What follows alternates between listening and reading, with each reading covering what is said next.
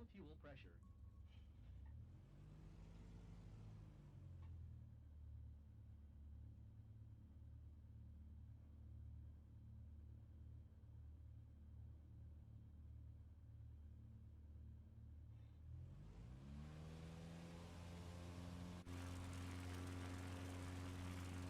Caution, engine overspeed.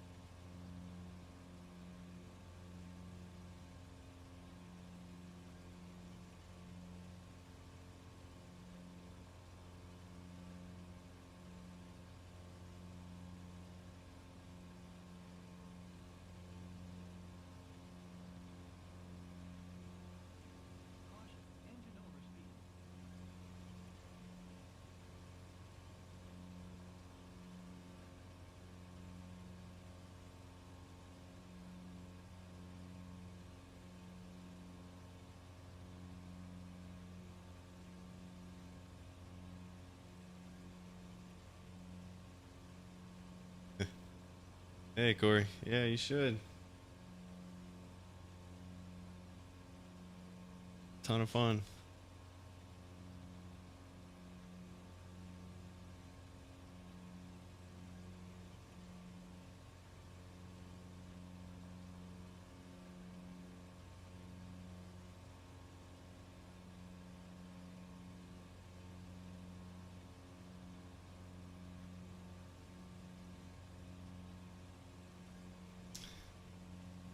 I think I finished third. Oh, pretty terrible for me. I don't know. Wrecked one too many times, I guess. Although I did go back and look at my race times, and Lucas was apparently quicker than me, so maybe the best I could have gotten was second. If I didn't mess up.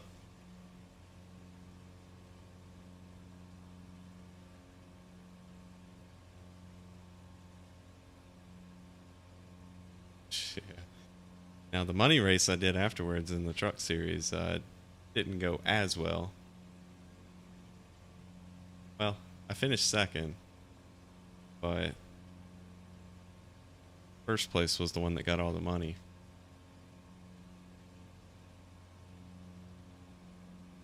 I don't even remember how much I won, but I hate that I made contact with a guy on the last lap in the last turn. I was in third, and he ended up spinning out. Just a racing incident. He was pinching me down, and I wasn't gonna lift. It was last turn, last lap, so hate to take second place away like that, but that's what it is.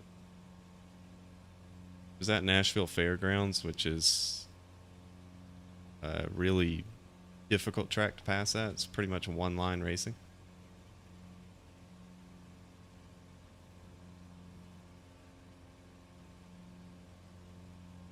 And then I think my brother finished third.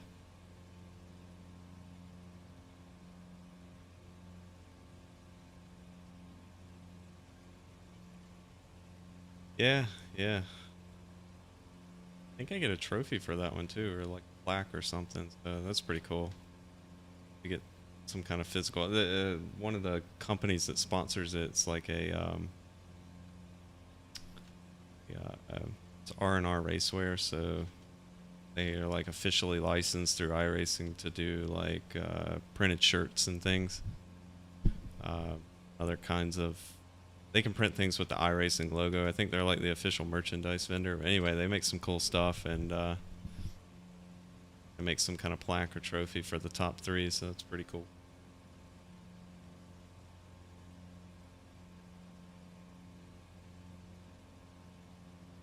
Yeah, man, you need to get into flight sim. Uh, Fun, pretty addicting too.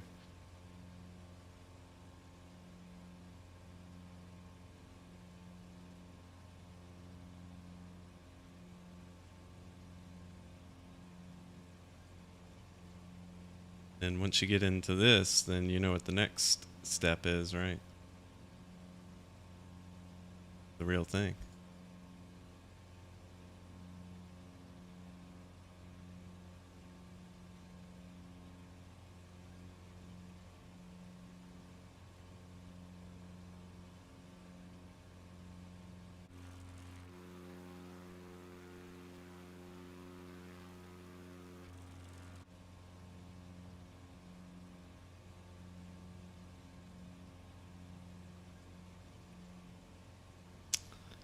I gotcha.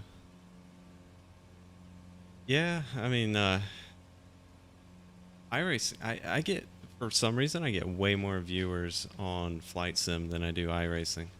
I don't know if there's just more competition in iRacing or if I just suck at streaming, which I'm going to go ahead and say it's probably that second one. Um, but even though I'm really good at iRacing, I think my iRacing streams are pretty boring, so I don't know. I get many views on those, but I don't know. Once you get better at iRacing, you're gonna have a lot of fun, especially if you find good leagues to run in. Like some of the TDR series leagues are pretty competitive, like the Gas and Go series. Hell, even that IndyCar league was pretty competitive. I haven't run their IROC series, but I imagine it would be pretty good as well. And I've got a couple other leagues I run in, and some of them have crazy high I rating people, like 6,000 I rating and such. And I would say sometimes they race. Oh, hey, my wife liked it. Means I may not be in trouble streaming. Maybe. Time will tell. Could have been an angry like. But anyway, some of the higher I rating leagues I run into, think produce worse racing than something like TDR, where there's a mixture of, you know, beginners and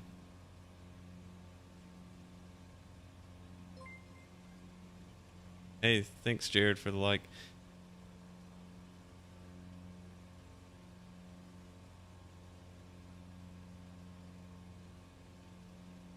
Yeah, yeah, that's a pretty good strategy right there. I didn't even think about that.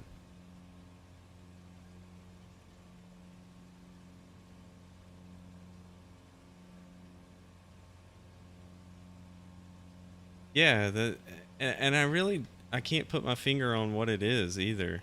I don't know. Any kind of league that has a big field of drivers is going to be better sometimes, in my opinion, than a small field, really competitive folks. I mean, you got to think about it. Even if you just like mess up in the race and you've only got 12 cars in the field and you have to ride around in like 10th by yourself or something, that's kind of boring. But if you've got like a 35 car field and you mess up and you go back to like 20th, no matter the size of the track, you're still racing someone. Yeah, that's why I quit doing official races a long time ago. I can't stand them.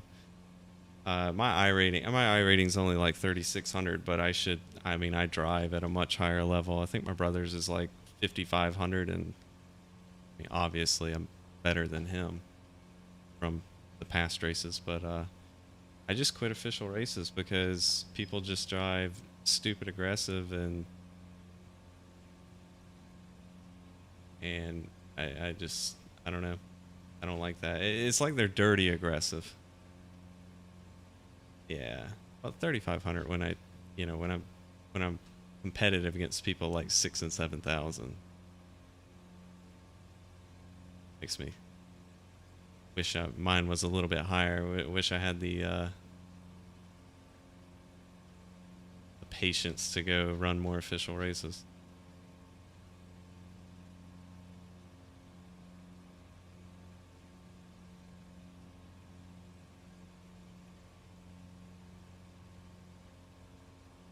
I will say, out of all the official series that I've done, the Arca car is the best in my opinion.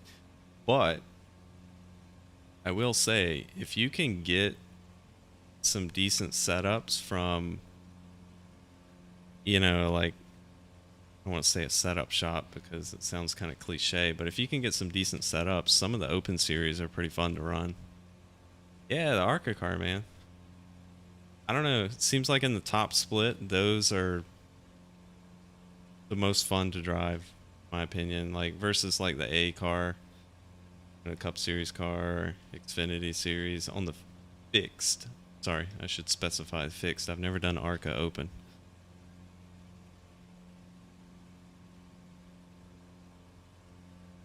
I'm not a fan of the trucks. In fact, it's like my least favorite stock car on iRacing, honestly. There is just something about the tire model on the trucks that I do not like. Hey, Matthias. It's like, let me give you an example. Last night, the truck race at Nashville Fairgrounds. All right, it was like an ice rink, and I hate how the truck, where if you spin the tires just the least amount, like let's say on the opening lap or something, you spin them just a little bit off of like the exit of a corner. Say you're on the opening lap, so coming off of turn two, you spin the right rear just a little bit. The next time when you go down into turn three and four, you're gonna be loose as all get out, and that's so unrealistic because number one, you started on cold tires, you spun them a little bit, you got heat into them, and it punishes you for that, which is the exact opposite. I don't know. There's just something wrong with that tire model, especially on short tracks. Now, mile and a half's truck series is kind of fun, except take the ones out that are wide open.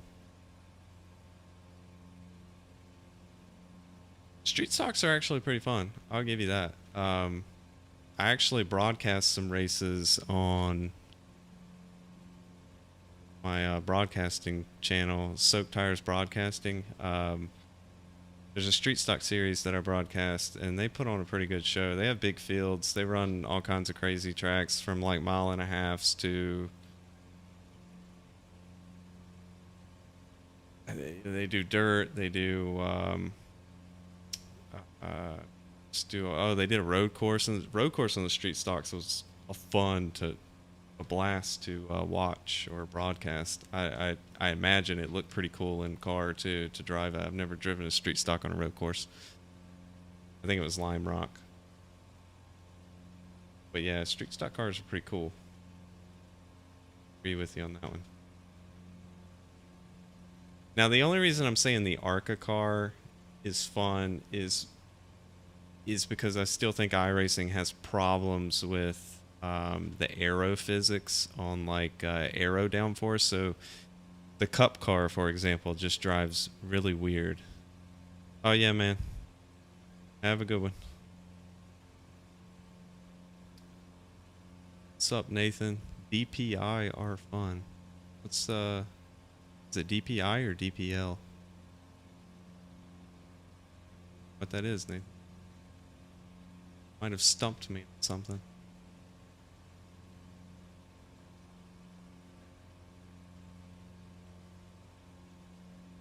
Ah, I I I probably will, but I probably won't as well. Just realized start sending here. Glad you said something. Oh, Daytona prototype? Yeah, no, those cars are a blast.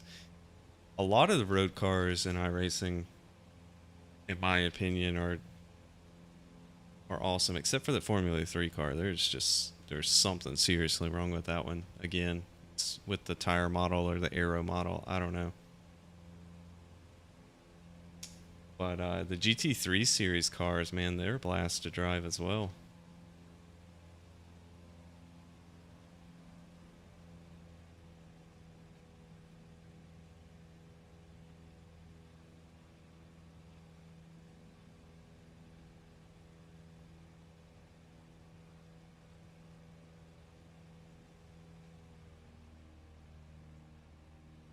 Tell you with the GT3 cars, one thing I struggle with is how much traction control to run. Really not used to traction control. There's my runway. This will come in from the backside here.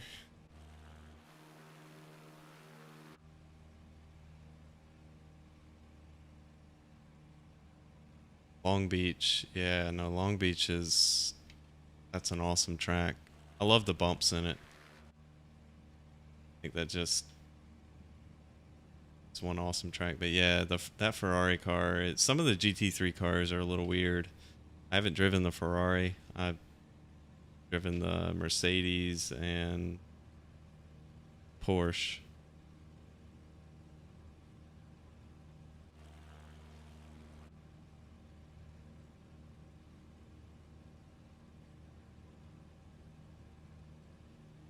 Be my first time landing this plane, so imagine it's just a lower horsepower variant of Carbon Cub.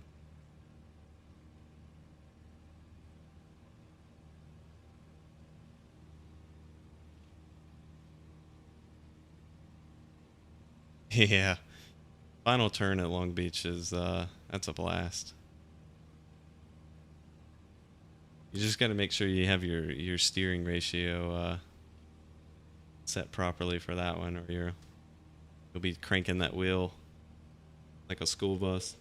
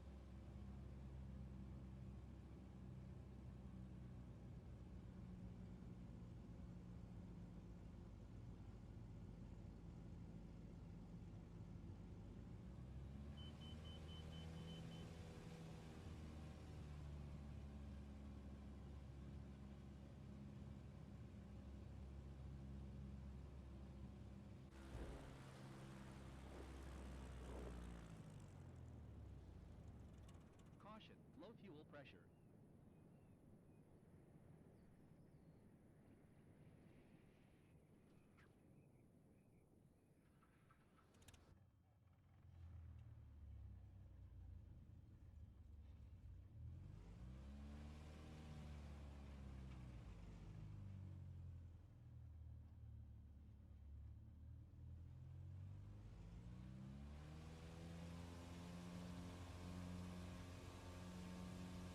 Caution, engine overspeed.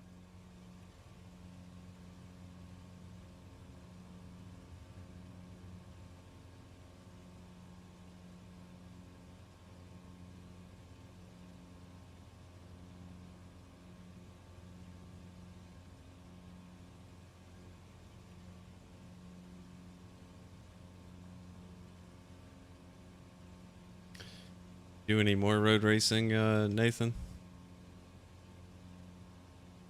iRacing?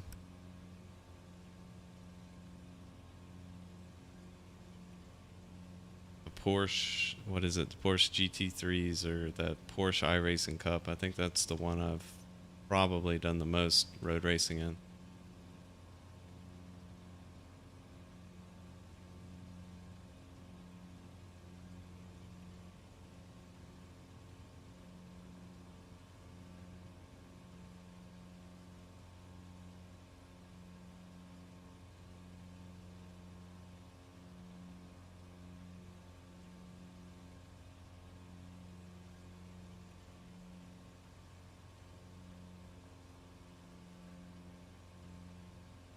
Daytona Road. What was that? Was that the cup car or the truck?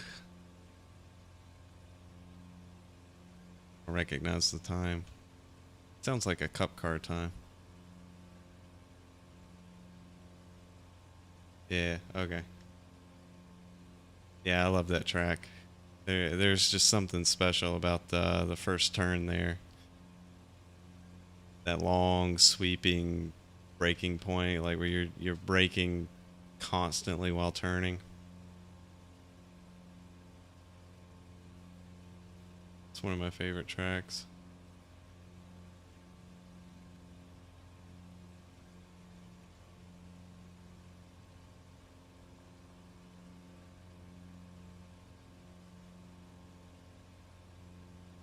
Didn't even know I ran a 146. Pretty impressive.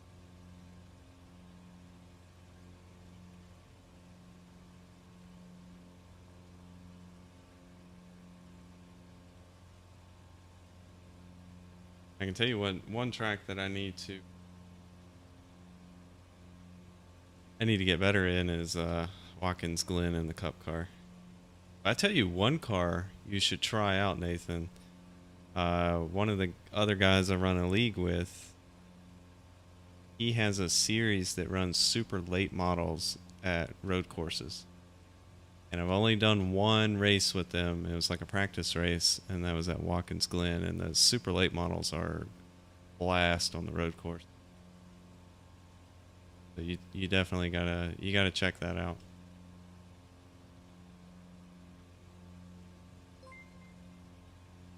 Hey man, thanks for the follow. No, I am actually for Idaho right now.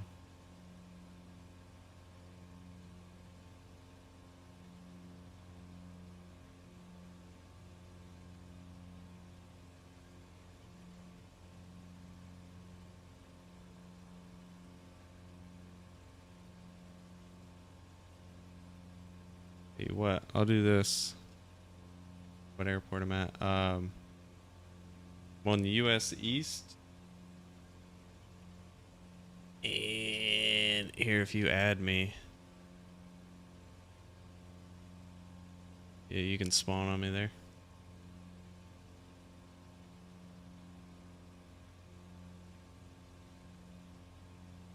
Pretty fun place to fly. Although I don't know if I have enough speed to climb out of this. Yeah, I'll be in for a little bit. Just getting started. Hey man, if you've got some cooler areas to fly, I am all ears. I literally have no idea what I'm doing here.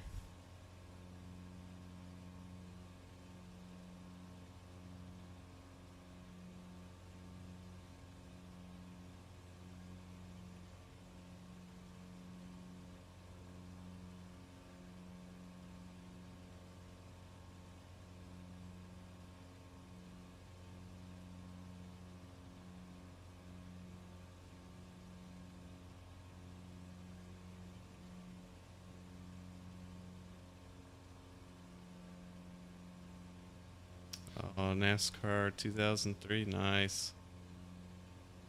Yeah, a little too old for me. I don't think I. Yeah, what is it? Tater man dog? Tater man dog? Yeah, yeah, scenery, whatever. Yeah, scenery is probably what I'm looking for. But Nathan, yeah, yeah, you gotta get into some iRacing there. That's fun stuff. Do you you've done rentals at GoPro Motorplex, right? I don't think did you can't remember if you said you race there or not, like in Briggs or something, or if you just do rentals.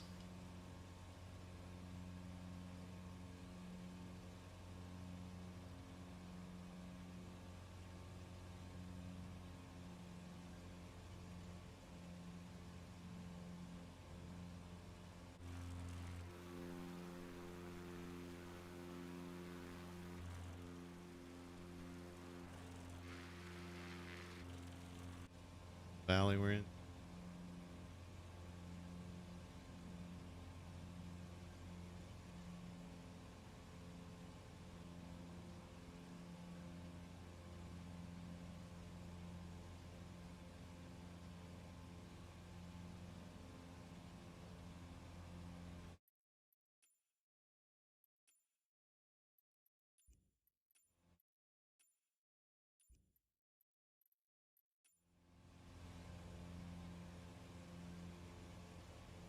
Or a Bora.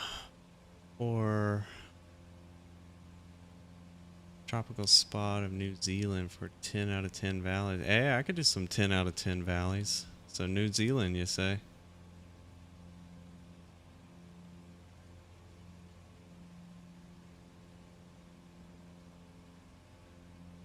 Oh, gotcha, Nathan. Yeah. Uh, hey man, those rental carts are fun. I would say it's gonna be an unpopular opinion, but they're more fun than what me and Brian race there, Briggs. I've actually stopped enjoying it there. That's why I haven't been lately.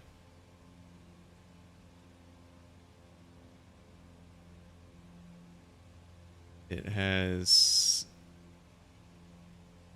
It was supposed to be one of those series where you could, buy a cheap go kart, buy the motor brand new off the shelf, and not do anything to it, slap it on the cart, and go out there and be semi-competitive. But there's guys out there that are just pumping $10,000 plus into their stuff, and I mean the times they're running now are getting up there toward the KA 100 two strokes, and if you're not, it's gotten so competitive that if you're not out there practicing every week and figuring out what you should tune, and it's part-time racer like me can't go out there and be really competitive. Best I can do is, like, depending on who shows up, maybe a top 5 if not a top 10, but is what it is. Trail breaking rental in turn 8, it's really tricky. Yeah, that's one of the differences when you move up to the like the ones that we run, the Briggs or any kind of sprint cart chassis. Going down into turn 8, when you get them set up right, when you hit the brake and you go down into turn 8, that's actually the turn that our carts rotate the most in. So it's really weird. We actually counter steer that entire turn.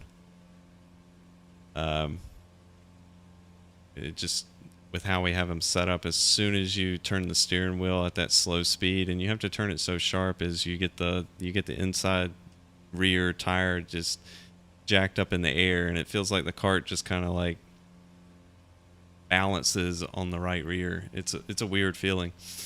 You do it too much, you kind of bounce. But it's not uncommon to see, like, if, like, on replays from like a helmet cam or something, I've seen a guy's left rear come up, I'm not even kidding, like 12 inches off the ground when we go into that turn, just because the tires we run now have so much grip. Spotted bear. All right, what yeah, we can do that. What's the airport code, or how can I find that easily?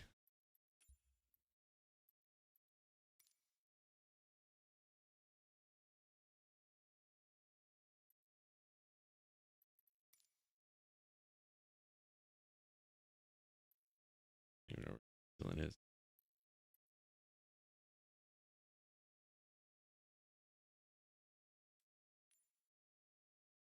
Oh, are we doing it in? Oh, I got you. Yeah, no, let's do that. Unless if you got an idea for somewhere in New Zealand, we can go there too.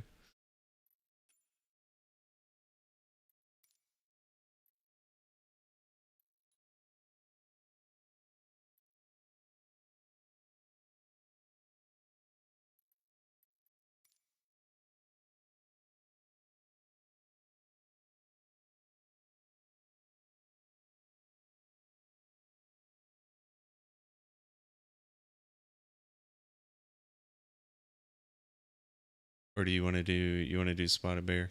I'm open for whatever.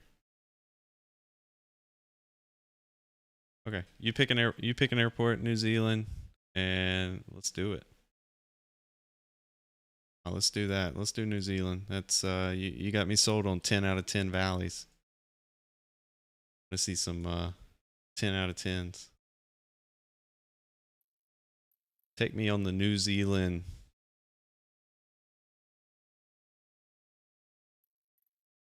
solicitations. Did you call me? I know you said you were going to call me, and I do apologize. If you called me at work, then I probably ignored the voicemail. Shouldn't say that publicly, but I get like 100 voicemails. Oh man, I don't even know where. I don't know any of the airports in New Zealand. All right, I'll look it up.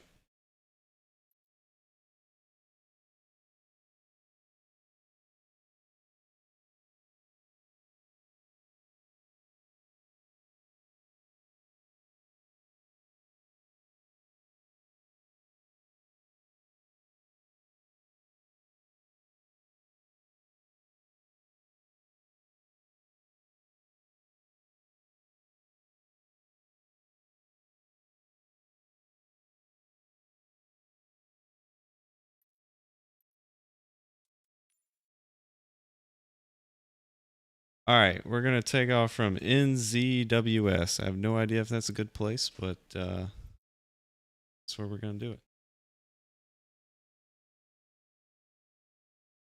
Make it work. And Nathan, you got me worried now that I missed your call. You left me a voicemail.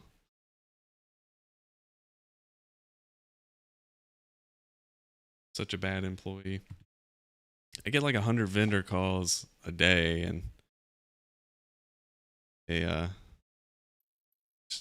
you have to unfortunately ignore them. I do apologize if any of you are watching or a cold caller from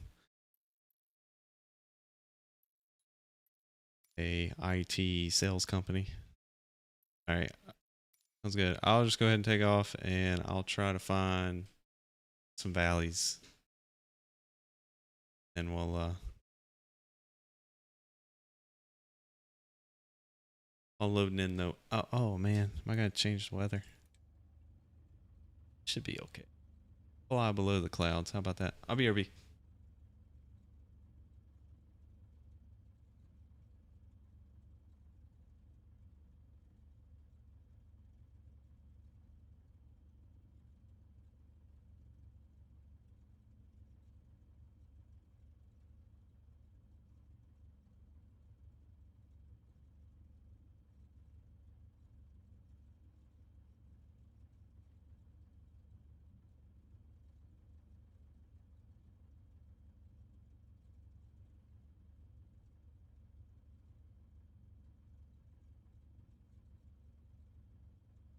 All right.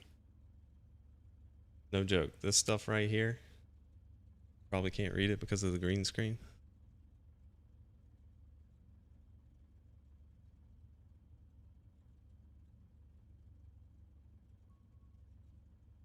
All right, yeah, that right there, jalapeno beer, it's the best stuff right.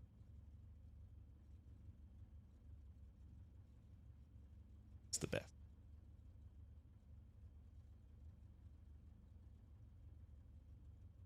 Okay, so you did leave me a voicemail, Nathan. All right, now I feel bad. Uh, you leave it on my work phone?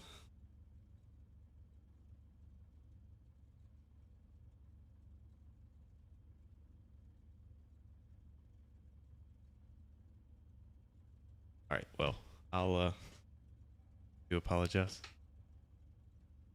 Check it out. But yeah, we're. I think we at least have one position open right now, or maybe posting it.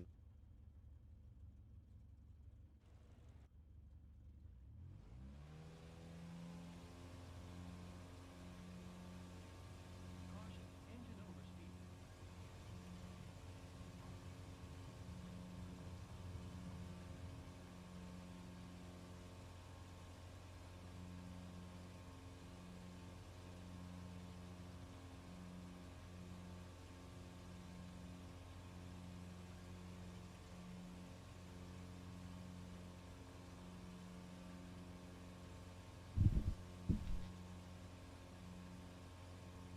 Believe.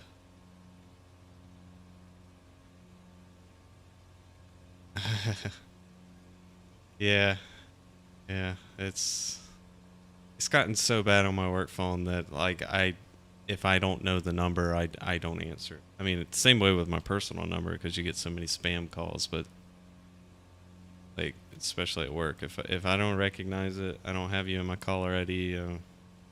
10 out of 10, or 90% of the time, it's a cold call sales company. And man, once you answer the phone, they have you. They make it so hard for you to get rid of them. Really get rid of them, but like I don't know, it's just such a weird interaction. Like I'm not in the mindset at that point to talk about whatever it is you're trying to sell me. Like I'm not even thinking about that. I'm probably like right in the middle of some bull crap, and you're calling me and gonna solicit me and start asking me questions about my, our environment and our infrastructure. I'm like, man, no, it's the worst time. Gotta figure out some other way to not cold call, but like hit me up on a very targeted Facebook ad or something. That's the best way. Or a Reddit product placement, right? That's the best. Don't cold call.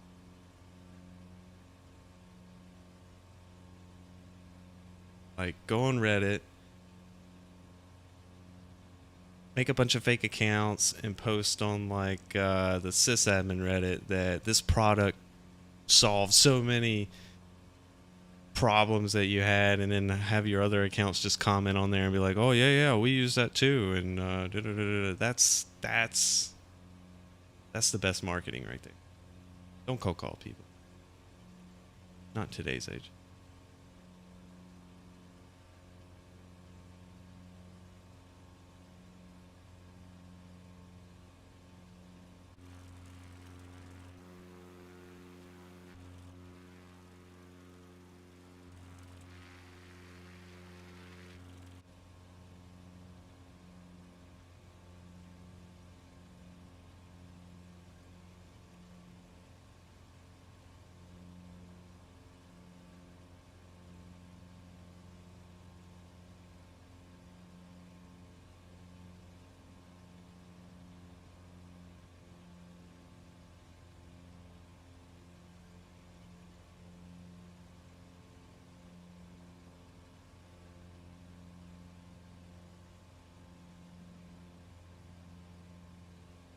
I'll tell you what, Nathan. Got a challenge for you. You beat my time at Daytona Road, and I don't know. Say I'll give you my job because there's days I don't want it anymore. But that wouldn't be fair to you. Tell you what, you beat that minute 46 and you're instantly hired. How about that? No questions asked. There's no one else I work with that plays iRacing. It's not strange. More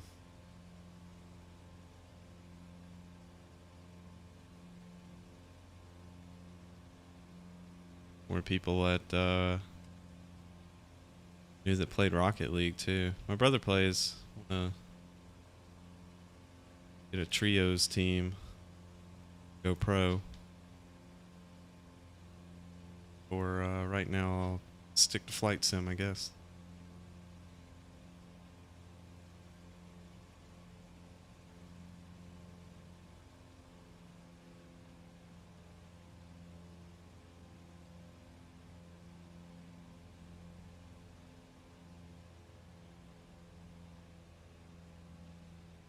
Alright, I think this guy was right. These are looking at, they're not quite 10 out of 10 valleys. I put them more like a 8 out of 10.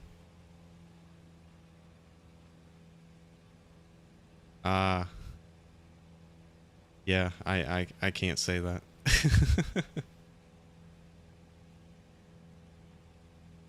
I think, I don't really think it's like the place that we work at. I think it's more the, just general environment for IT workers right now. I'm still burned out from the pandemic. Like having to take an entire organization that didn't have any remote work and move it to remote work, and with no budget and no resources, and all will do it tomorrow. I'm burned out. My people are burned out. And it hasn't slowed down.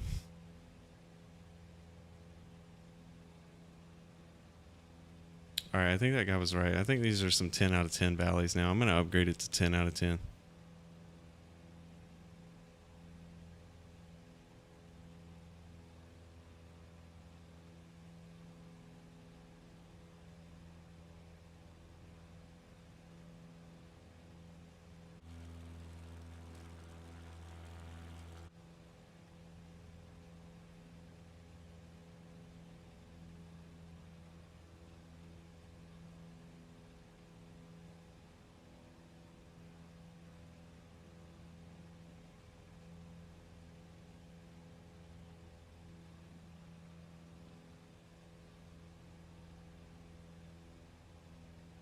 You know what I really want to fly over?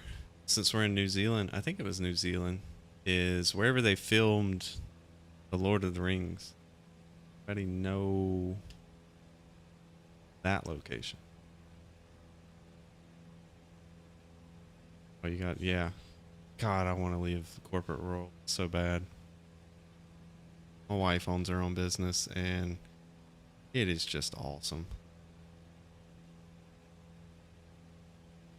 It's just so much better in every way, except for the stress of, failing and going bankrupt. But, you push that aside and everything else is better.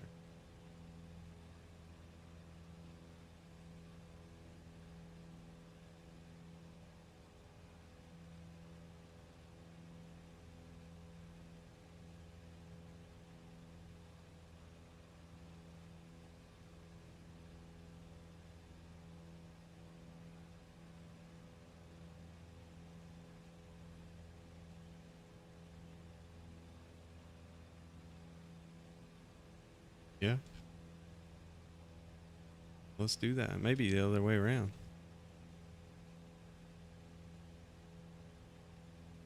Or if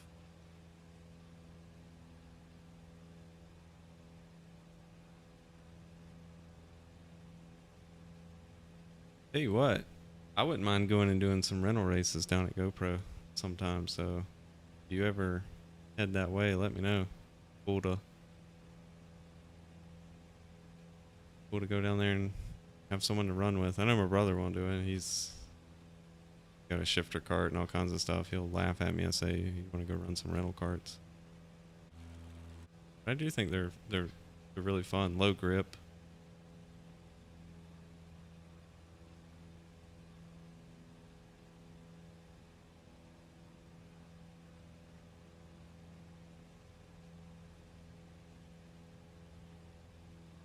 Now, one thing I haven't been able to do yet is I haven't gotten to run a rain race yet. And it seems like every race I miss, it rains. I have brand new rain tires that I've never even touched the asphalt.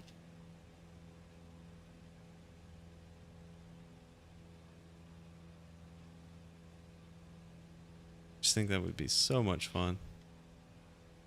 Ooh, I wonder if I can land it on that beach down there. What? Challenge accepted. Land it on that there beach. Or crash it on the beach.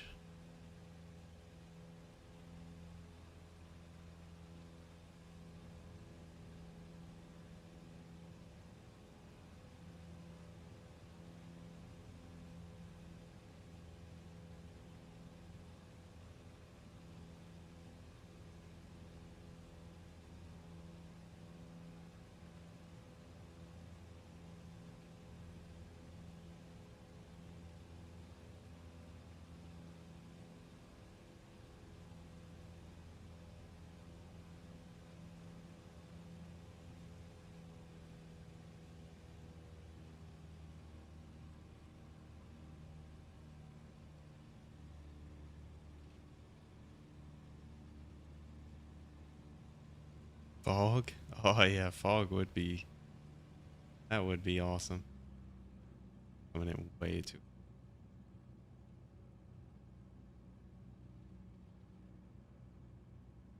I'm gonna do this landing at like 80 knots.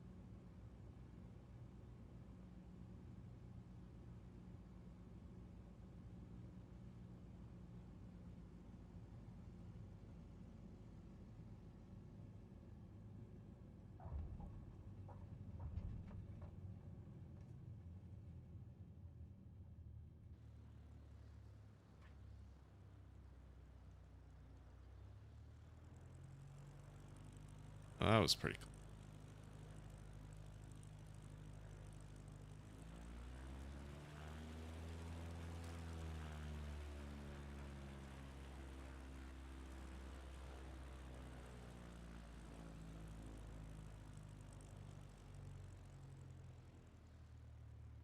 Yeah, I imagine fog would be, that would be, I don't know, man. That might actually be kind of scary. That track's scary enough sometimes. Need anything making it worse.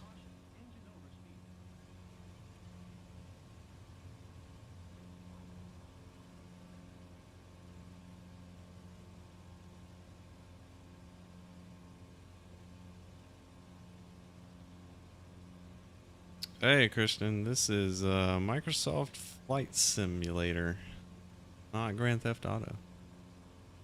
That's what GTA stands for. Yeah, Brian, yeah, he works with me. Actually, so same place.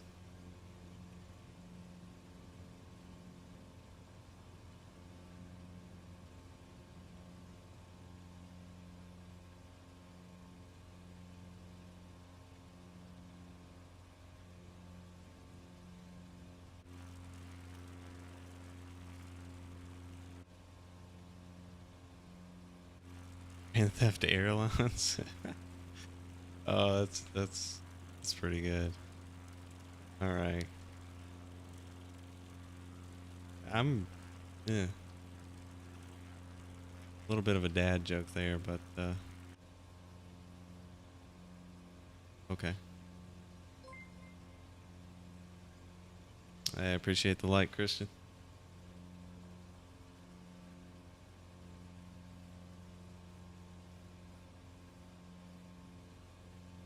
No, we're just we're flying around New Zealand here. We had a guy come in chat and say this is where the valleys were. 10 out of 10 valleys.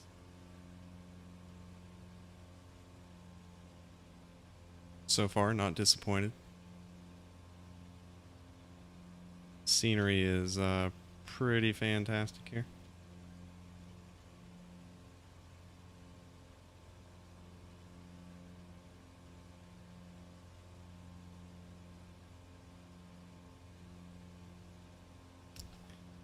Fly over New Zealand bush. Is that like is that one of the bush challenges?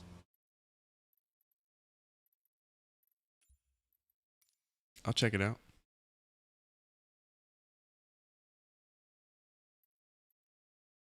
Like discovery activities bush. Yeah, I don't have it. It's not one of these 3, 4, is it? That's Yosemite.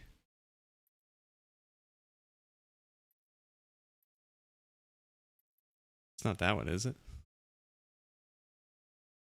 Santorini? Wow, that sounds kind of Italian.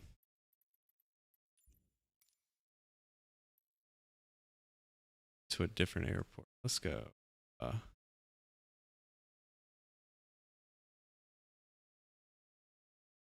Recommendation here for New Zealand.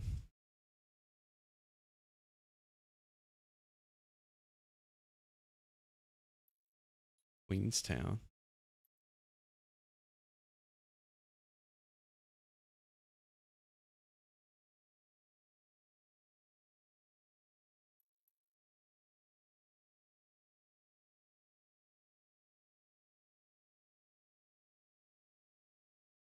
Be some good area up here. How that?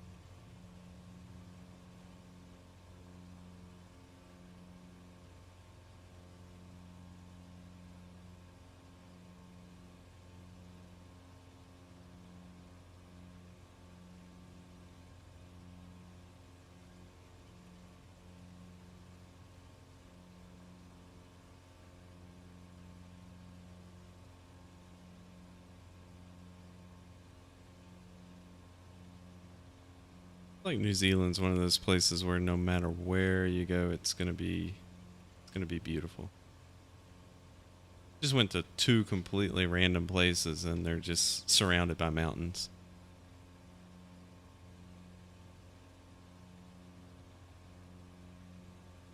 I mean, that's pretty cool.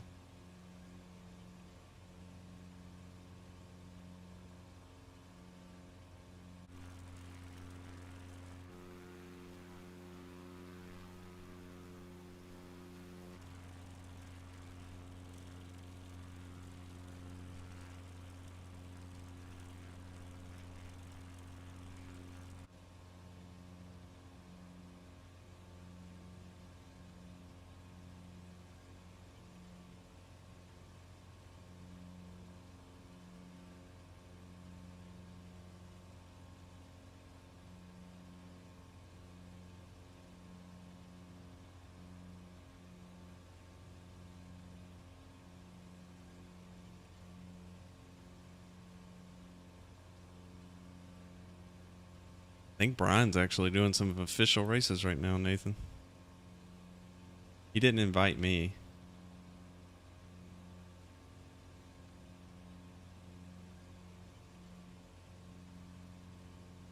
Not that I would run official races anyway.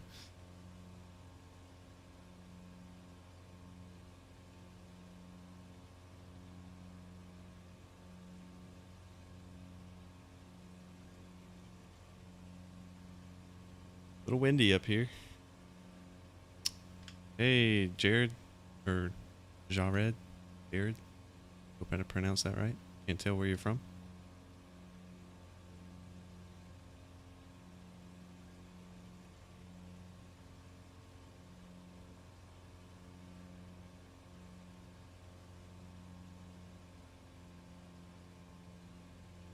A little turbulent up here.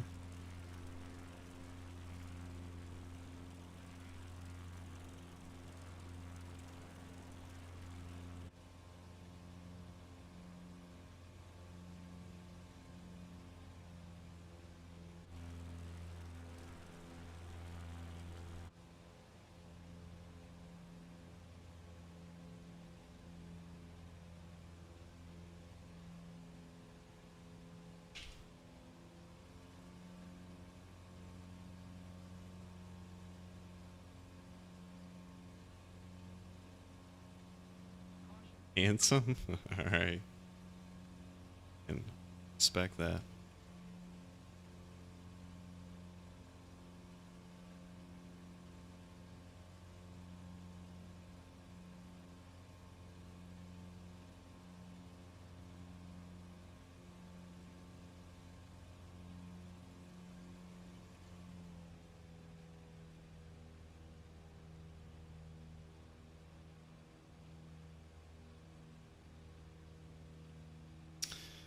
I am from the East Coast, United States, Philippines. That's pretty cool.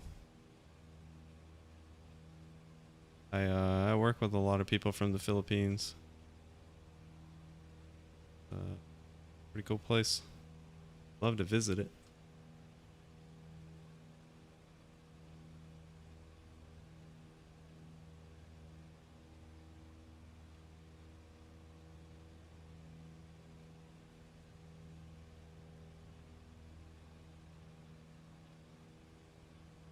Drop down and see if it's any better. I think it will be, but pretty turbulent up here.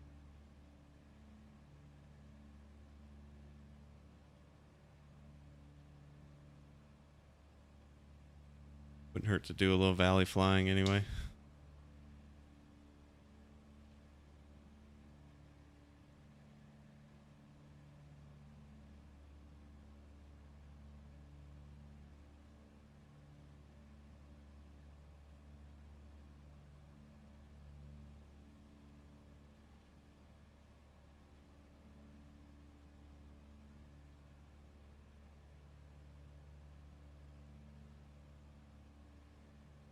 Find a cool place to land.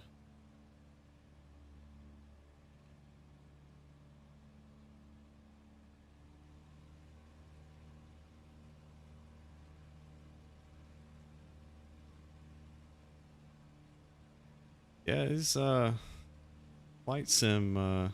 It's pretty fun, pretty relaxing game to watch. I must say, cool scenery. They did a great job here. With there's a lot of bugs in the game, but some of the scenes just look awesome.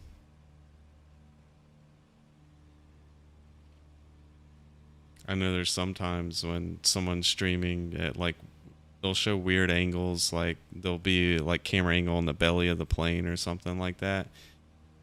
And man, you could it's hard to tell if it's real or not.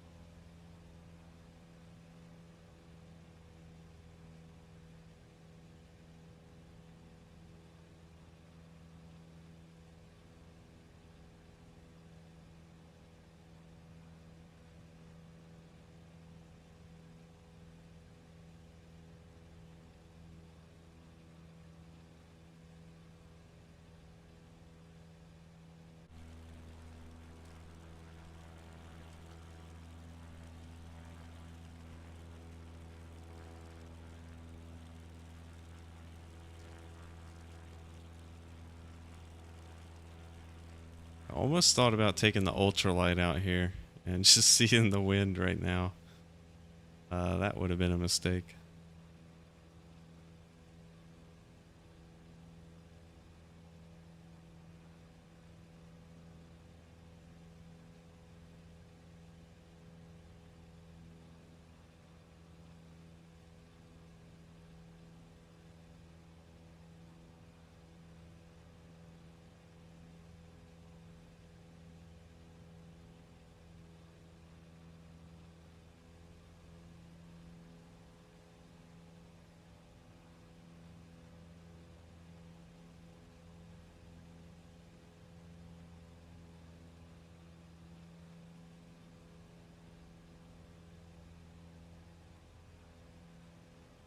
Good man, thanks for asking.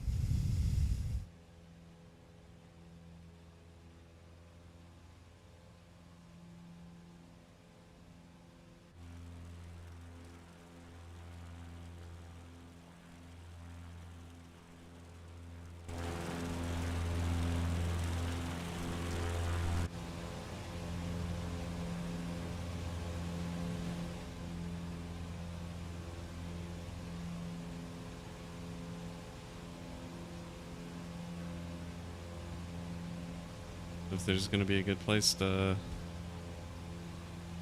land out here or not. It's pretty uh extreme terrain here.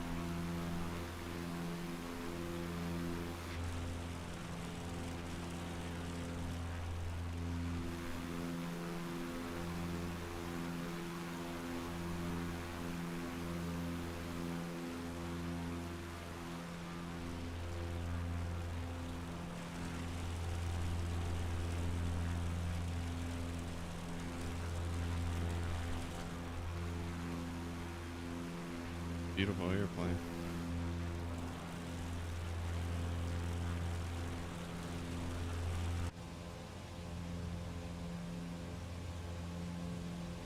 No, I'm not a real pilot. I, be honest, have a few hours in this sim. I, started out RC airplanes. Moved from that to this, but I do eventually want to get my pilot's license. Watch a lot of videos. That's probably where I learned the most.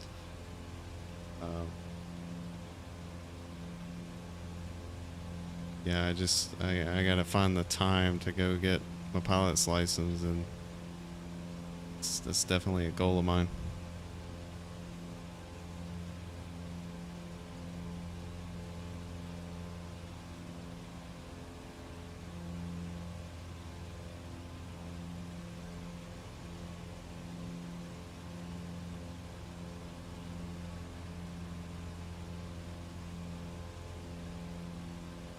Alright, I have hit a huge side wind here, crosswind, that I may not be able to climb out of this. I'm gonna try.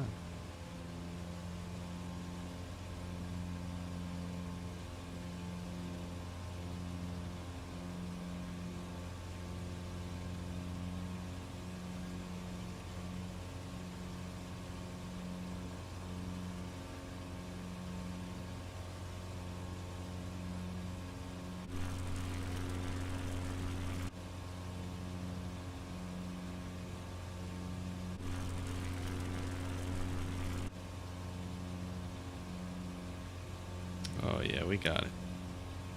Just caught a huge headwind there.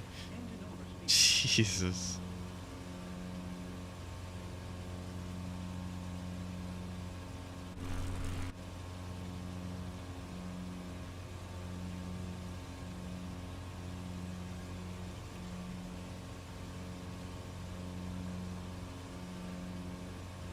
Oh yeah, with a little to spare. Oh, the wind. Gee.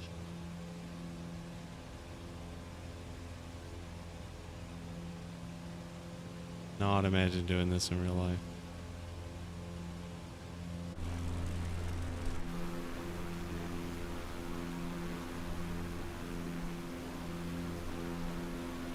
Look at that.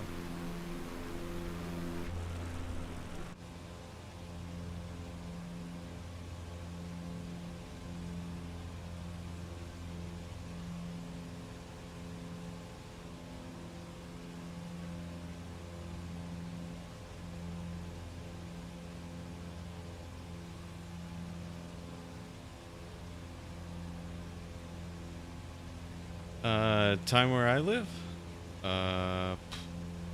10 p.m.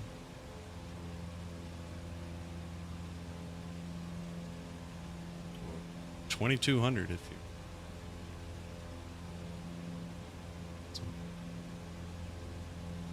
you. 24-hour time there.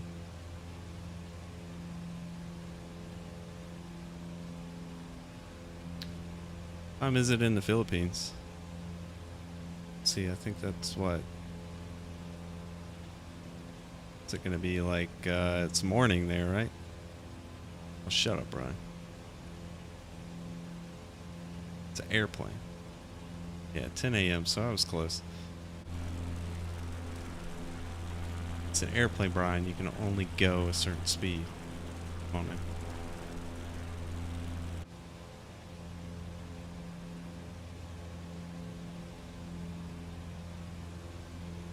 Waiting on you, Brian, to get flight sim. Let's see if you're the only plane out here. You technically are first.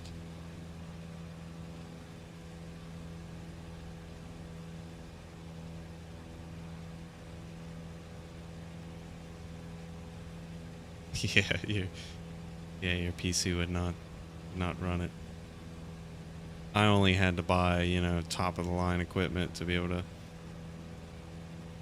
play on this beautiful 49-inch ultra wide, super ultra wide.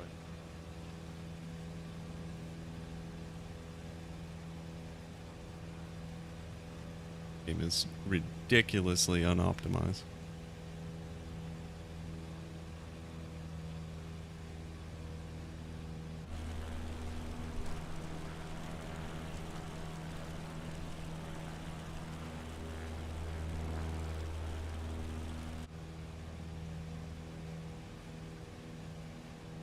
Let's try a little water skiing here in heavy winds.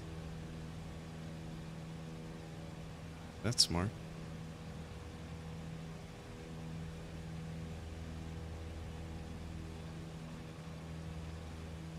But actually, I want to go change.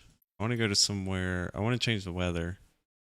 I don't want it to be as windy because it's kind of taking the fun away. And I want to make it dusk.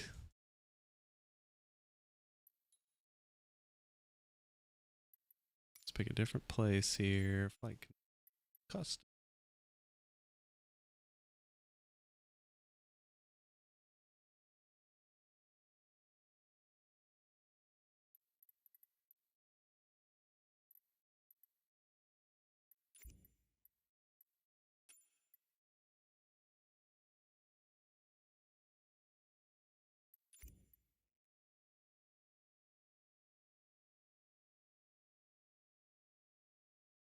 Drop to 8 FPS.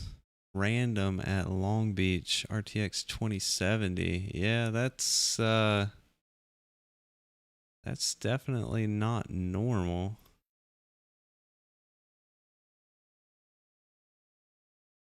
What Nathan, what CPU does he have? I mean, unless he's running some kind of potato, that's I don't think that would be the bottleneck.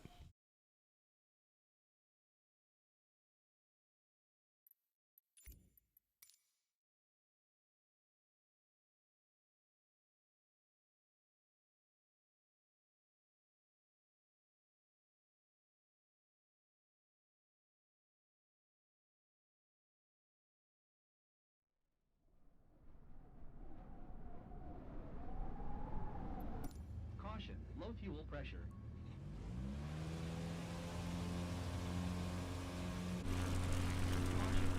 Oh yeah, he should not be dropping down to 8 FPS. That kind of equipment.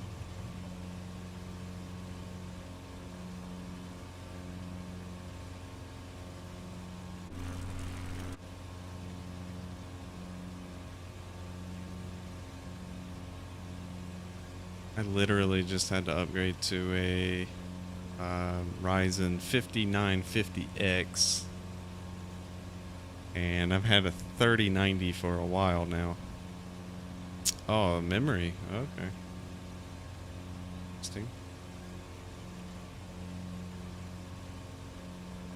Memory, RAM. Oh.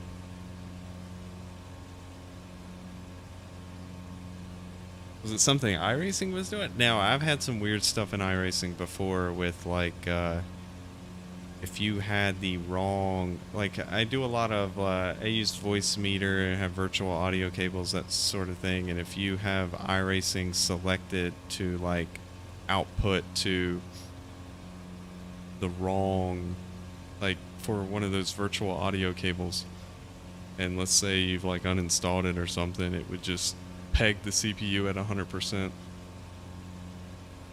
I've had some weird things like that.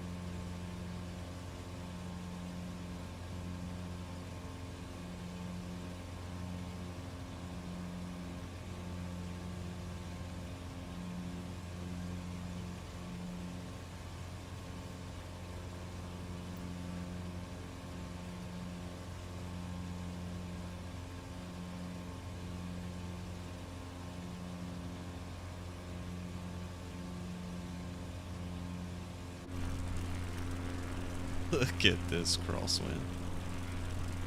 Jesus.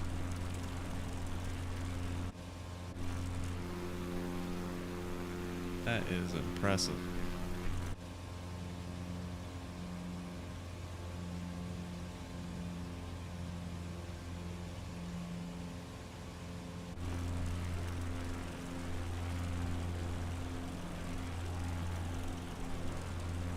Nathan, did you figure out what the problem was?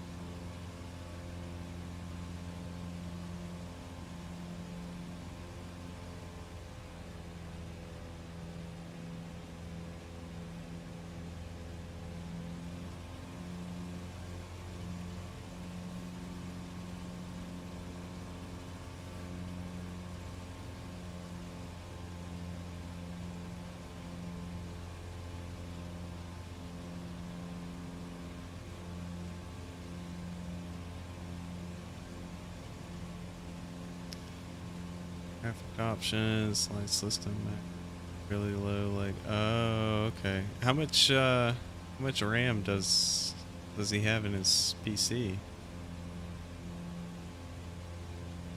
So I would think if it's, yeah, it is counterintuitive.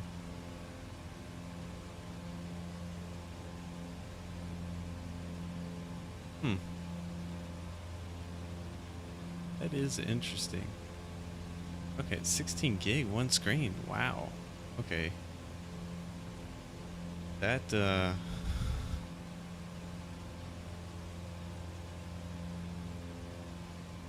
is weird. Those kind of specs, one screen. Now, okay, is it like a 4K resolution monitor, or are we talking like 1080p? What are we talking about here? 4K, I could see that those specs having a little bit of an issue.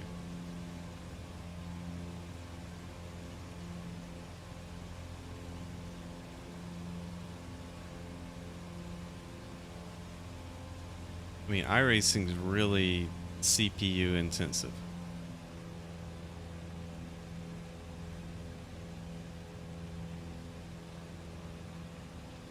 I have the 1080p. Oh wow, yeah, no, something. It's not right there. I have a 3090, RTX 3090, and I was so bottlenecked by my CPU. I had a Ryzen 3800X that I apparently did not win the Silicon lottery and could only get it to do 4.4 gigahertz all cores. So I was heavily bottlenecked by my CPU. And so far I got the 5950X, and so far so good. I'm able to hit 4.9 all cores.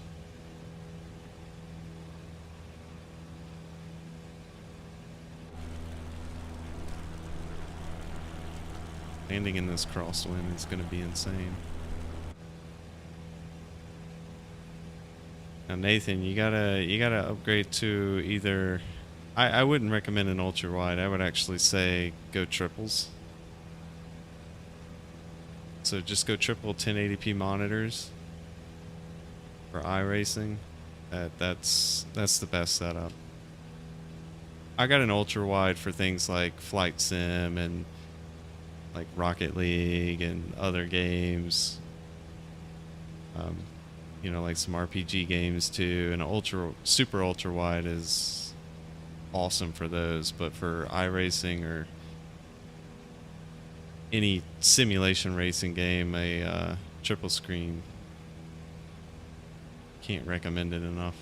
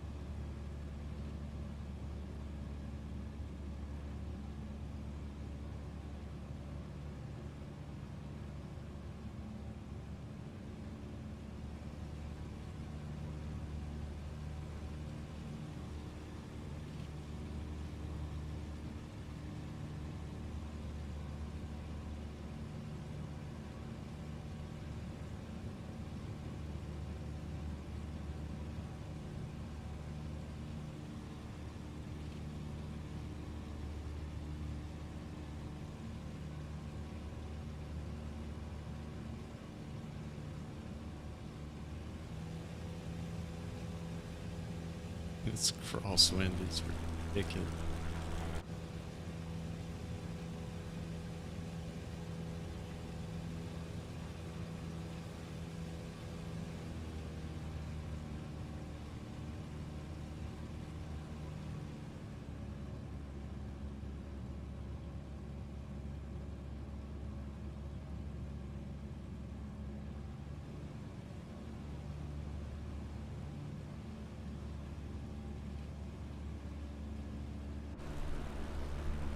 I mean, this is something else right here.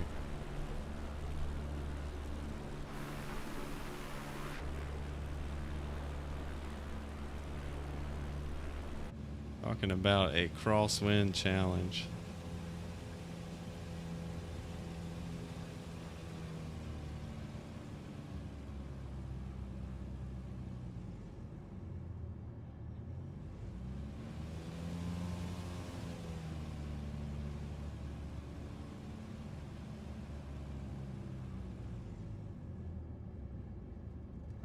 Caution, low fuel pressure. It's just no way. So unrealistic.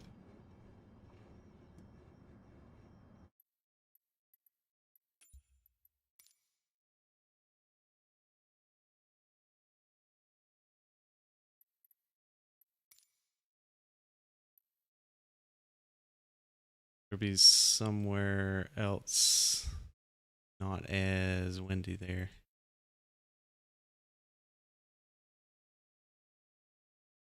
By the ultra wide, it's gonna be. I mean the ultralight. Interesting.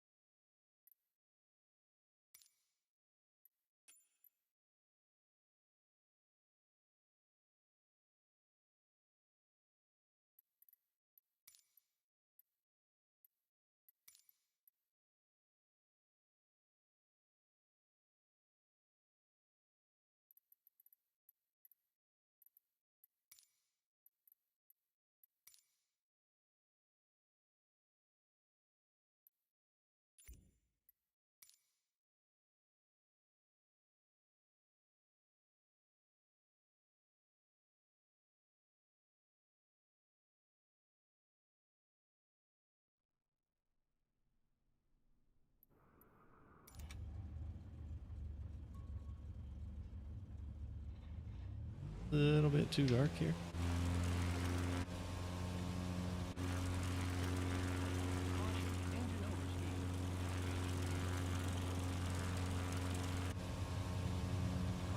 engine overspeed.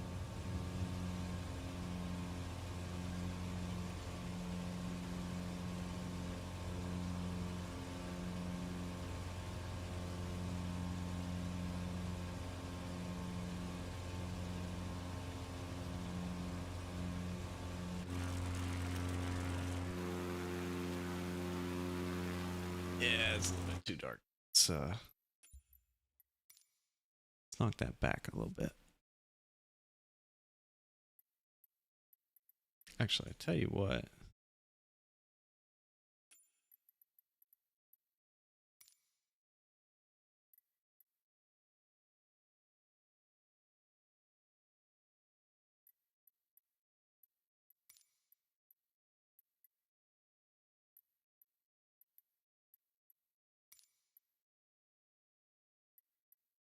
Do wind speed.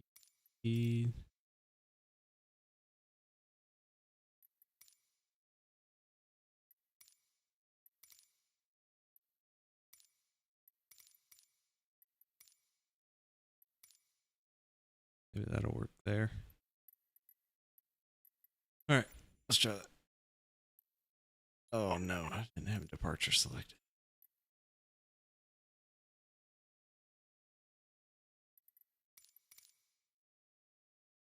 Knots. That's fine. Any other wind level? Let's get the ultralight.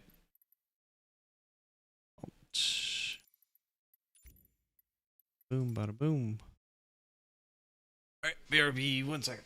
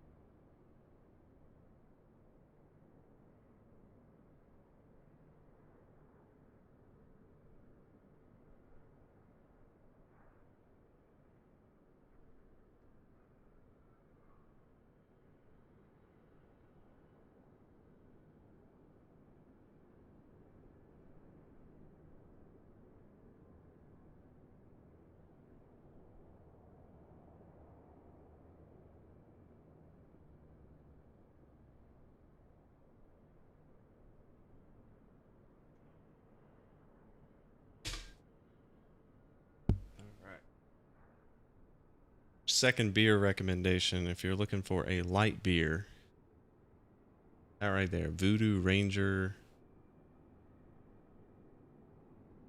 Devilishly Light Lager. Getting overweight like me, it's the way to go. After the jalapeno beer.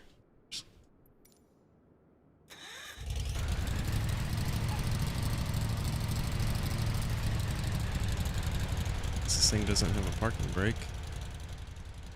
It's also extremely loud.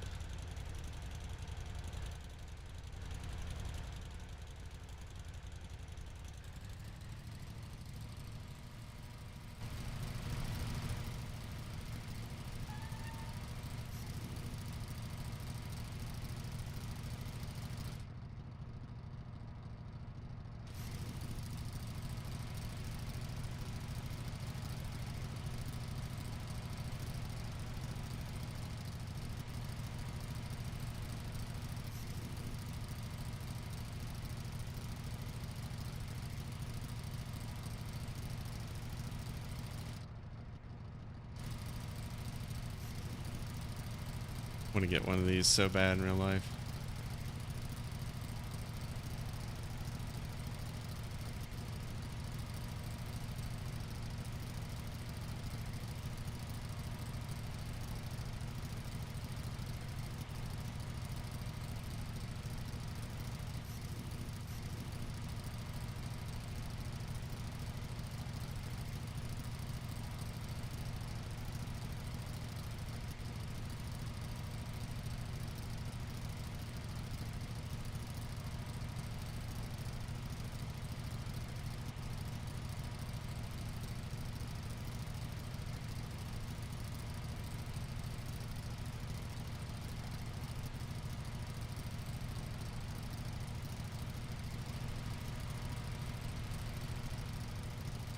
Only thing that makes me nervous about these is the like cloth covered wings.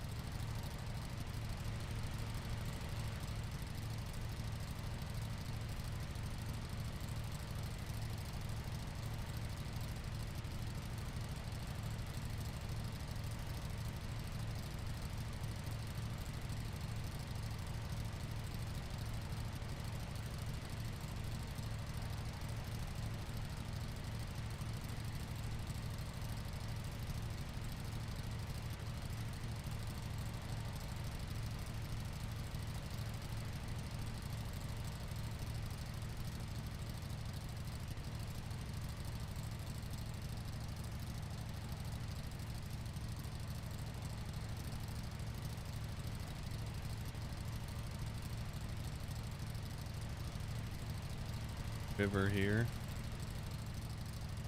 Find a nice shore to put this bad boy down on.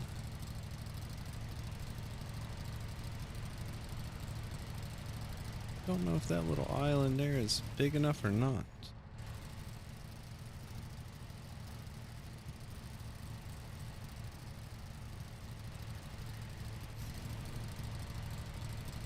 You know what? In the spirit of trying, we'll try it anyway.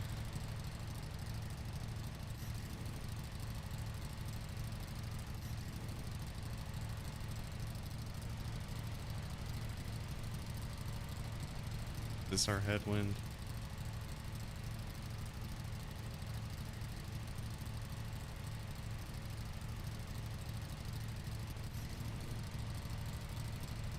Become tailwind. Why not?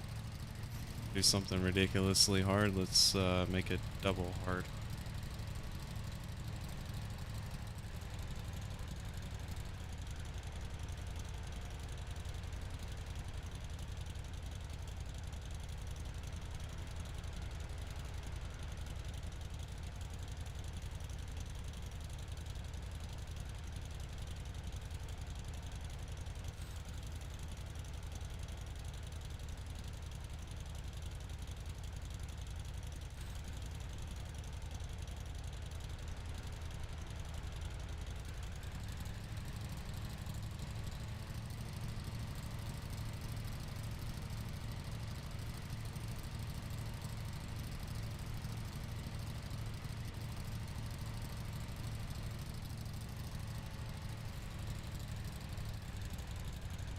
Quicker enough.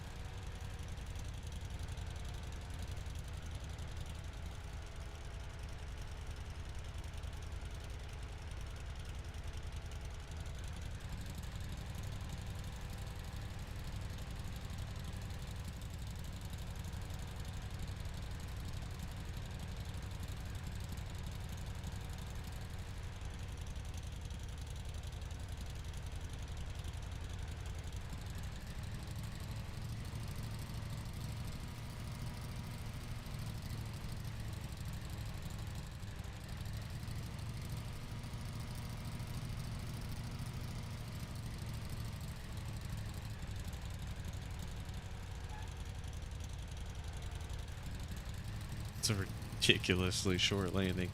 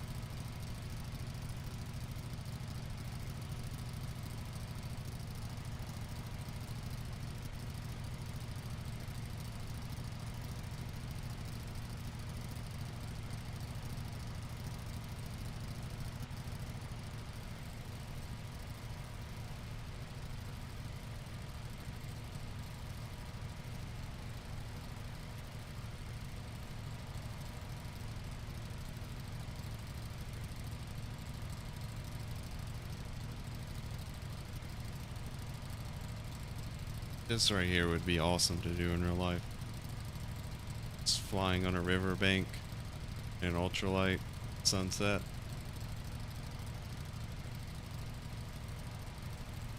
You're still here, Nathan. That's almost like doing a 1 minute and 46-second lap around Daytona Road Course in the Cup car. It's almost at that level.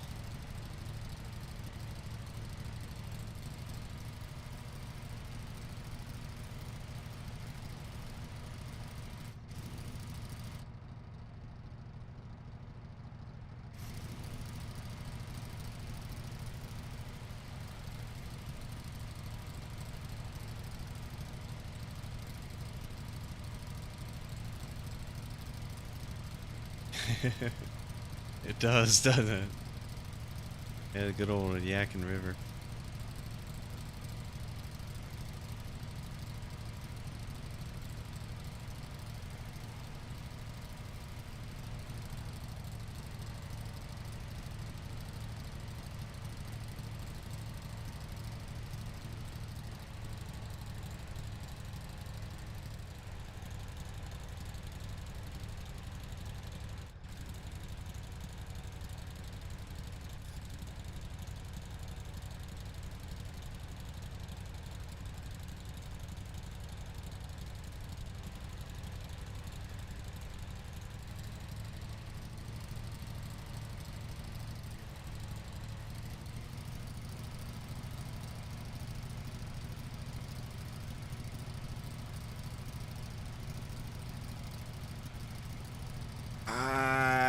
I'm no expert, but there's a lot of real pilots that play this game, this simulator. So I'd say it's probably, if not the most realistic, one of the most realistic ones out there. As far as like the physics go.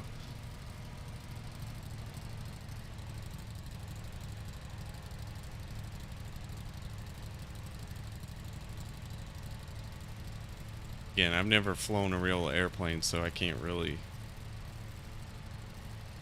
you know, hear.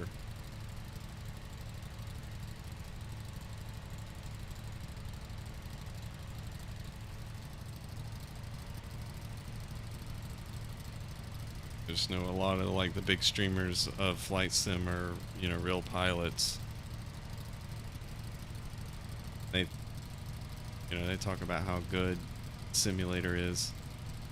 There's a lot of bugs, and there's a lot of like you know, mods you can get for it. Like I think this plane right here is a mod, so you know, some third-party developer made the plane. You know, whether or not it had pretty good reviews. I don't know, you don't know if the reviews mean it's fun to fly or if it's realistic, right? I just looked at the star rating. But the core planes that come with the game, I'd imagine they're pretty close. Especially if you get a, you know, like a good flight control set. Oh, I get what you're saying. So what they did for the terrain actually is they use Bing Maps. So Microsoft is obviously the like parent company here, or the one that owns the license to the game. So they use the data from Bing Maps, which, you know, is a bunch of satellite imagery. And I think like in the total world of the game, right, it's 1 petabyte data. So it's literally loading in Bing Maps satellite data here into the game. So that's where you're getting the terrain. So the terrain will be kind of accurate. It's like the buildings and stuff that will be, like they put placeholder buildings in place. And actually, as you're playing the game here, it's downloading that data as you play. This game has a ridiculously high bandwidth requirement. Yeah, the island's probably there, but now like the buildings and stuff will just be like placeholder buildings. Except for places like they've really released like a texture pack for, which would be like really big cities like New York and stuff. Like the buildings will look somewhat accurate. But as far as terrain goes, I'd say it's pretty accurate. Like I've flown like up Highway 52 and it looks pretty accurate as far as terrain goes by like Pilot Mountain and things like that. But then you'll have like weird stuff like this. Like there's just some random line just right down the middle of the river there. Lake, whatever this is. Like, why?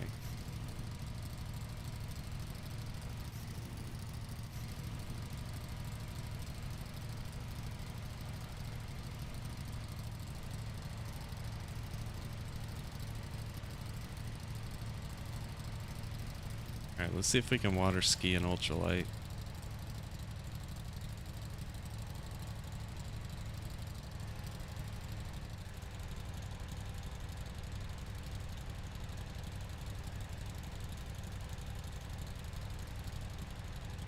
I have a feeling I'm going so slow and this thing is so light. As soon as I put a wheel in the water, it's just going to come to a stop.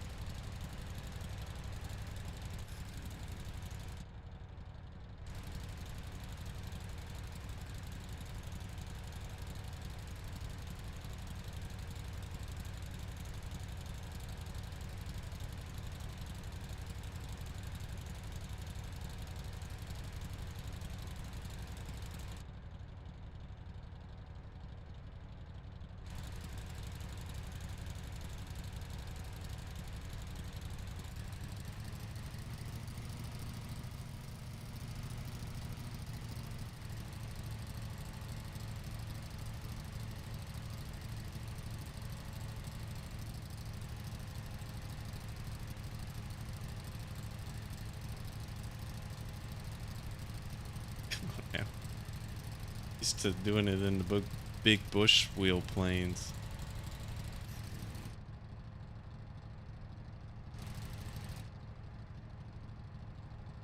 Yeah, it doesn't even do the animation. It's like as soon as you get them close, just go in the water.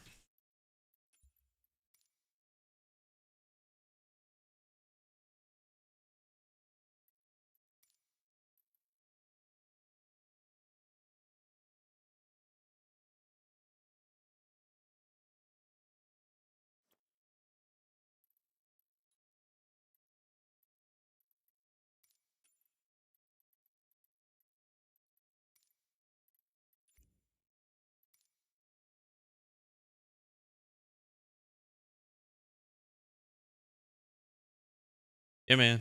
Have a good one.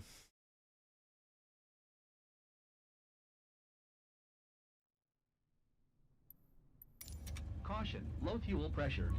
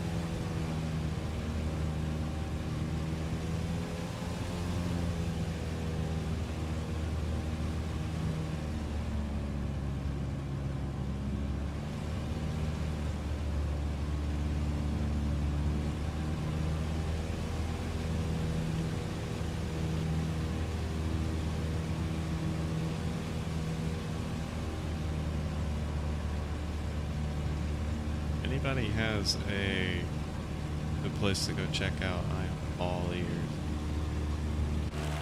Water skiing here in New Zealand currently.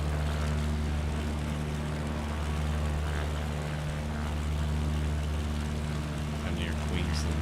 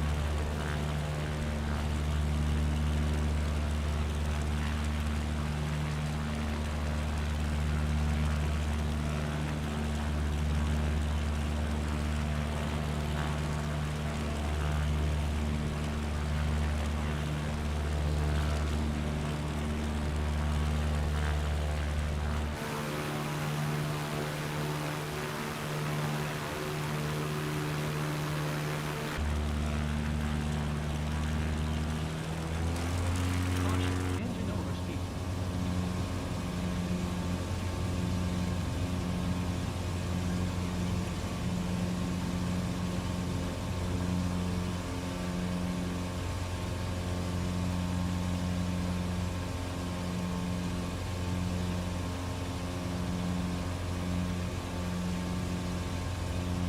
Hey, Kill Switch. Yeah, well, I like the yoke. It's the only one I've ever owned, I shall say. But I have the Logitech one, and it's probably the worst one out there. But if you're a beginner like me, getting into it, I think it's fine. But if you're more advanced, I think the Honeycomb is the best one out there. This one's limited to a 45-degree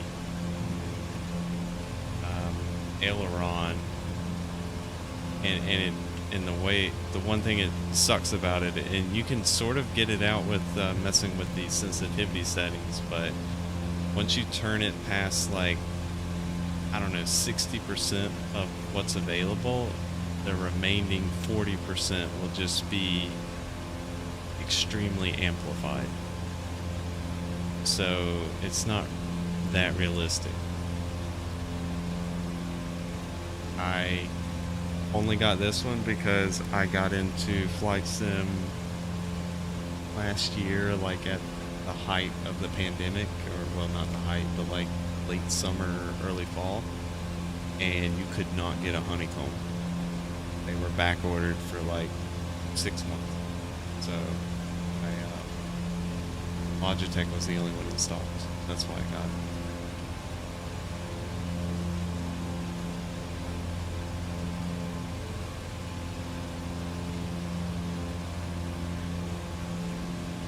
That was a really long answer to your question.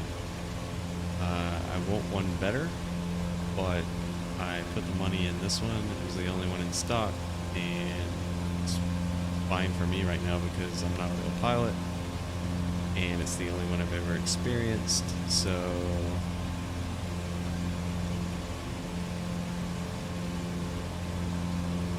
Now, I actually want to get a joystick for things like the helicopters and stuff, so I've been looking at the Thrustmaster, I don't know which model joystick, but that's one thing I do want to get. And I mean, for a plane like this, you know, a joystick is more realistic than a yoke, probably. If you don't have rudder pedals, that's the thing to get to make it, like, to really complete the,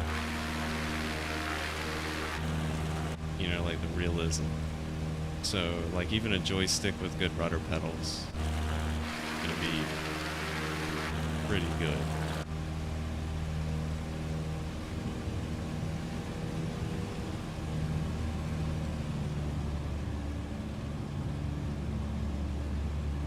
Especially when, like, I know there's mods out for helis and stuff. Like, I have the H-135 heli. It's pretty cool, but, like, if they ever release, like, official helicopters, you're gonna want a good joystick.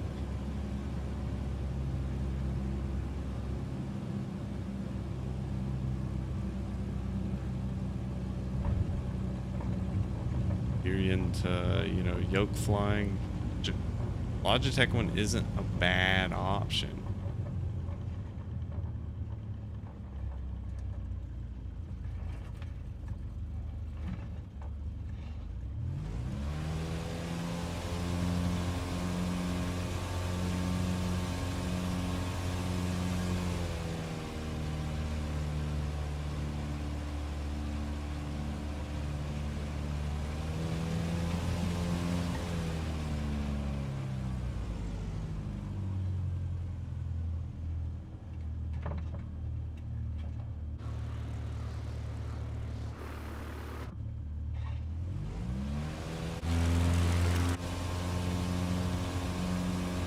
Caution, engine overspeed.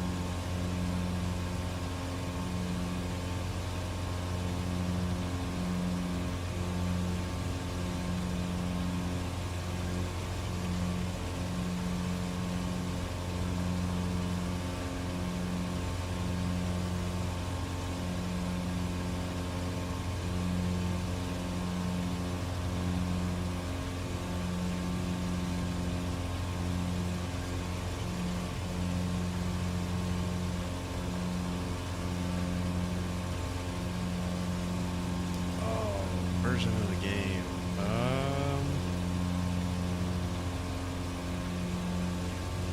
Honestly, don't know. I know I started out on what was probably standard, but through the, like, what is it, the Xbox Game Pass. I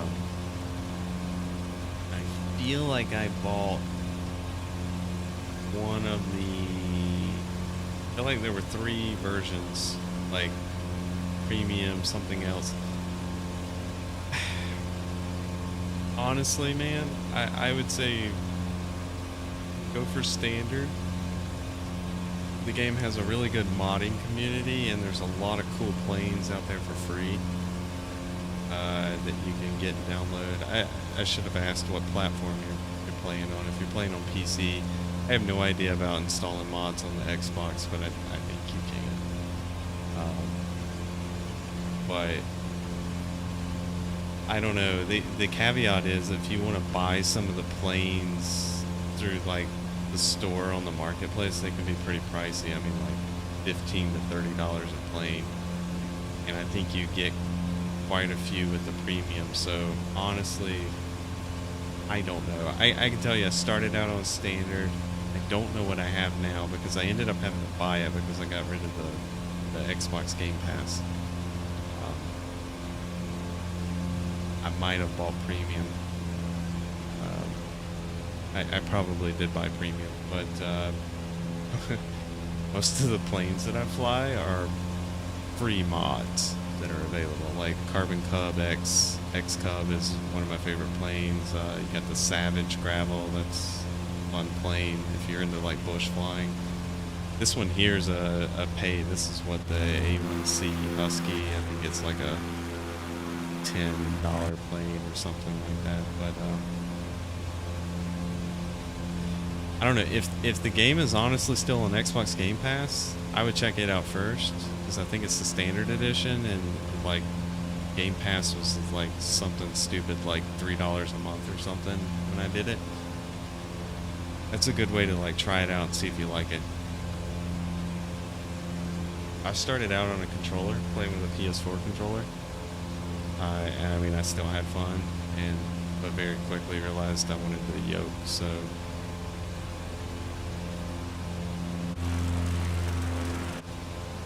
I would recommend, instead of jumping straight into like the premium, I would see if it's still on Xbox Game Pass, because it's, like I said, you can buy a month of that for like $3 or something. It's your first time. Jump in it. If you've got like a PS4 or an Xbox controller laying around, use it, fly around. I had to modify the joystick sensitivity a lot to get it, the way I wanted it, but that's a good way to just play around and see if you're into it. If you find yourself coming back to it like I did, then it's time to get a yoke. If you've done any kind of real flying, I'd suggest trying to get a honeycomb. Oh, you said you had a joystick, so yeah, use the joystick in Flight Sim, Game Pass, your Xbox, try it out. Great way to get into it. If you find you want a yoke, I'd go straight for the honeycomb, especially if you're like really into it. This one's fine, but it's pretty bad also. Like getting the sensitivity right is hard. I'm a 45-degree range.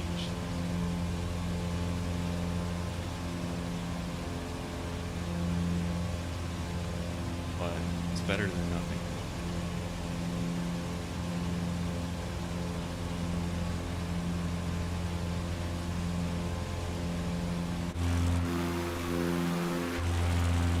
But the scenery right here, this is beautiful stuff.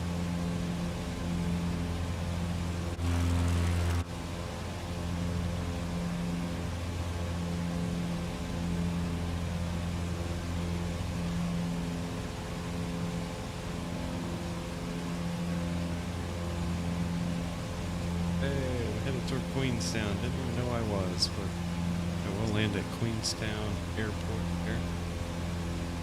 It's like a pretty cool approach. Water.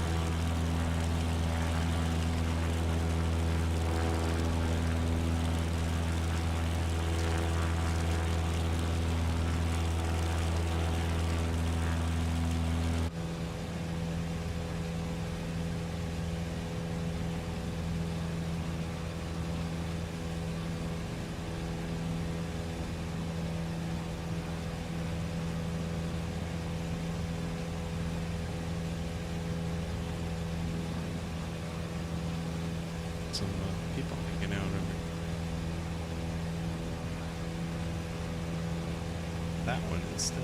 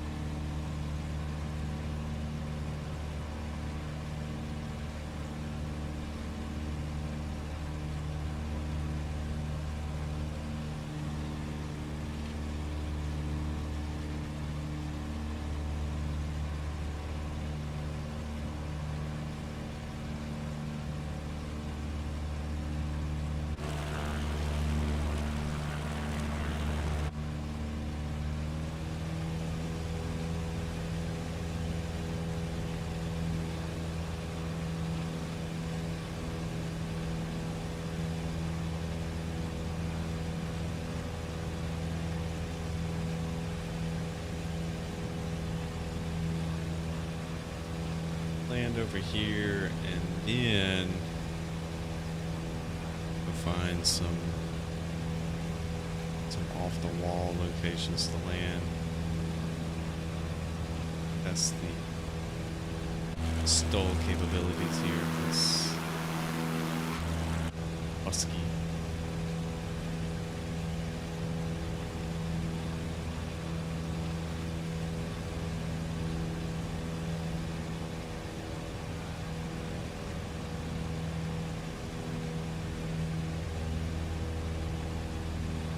Realize how long this approaching. Isn't it 90 knots though, so I mean that's pretty slow.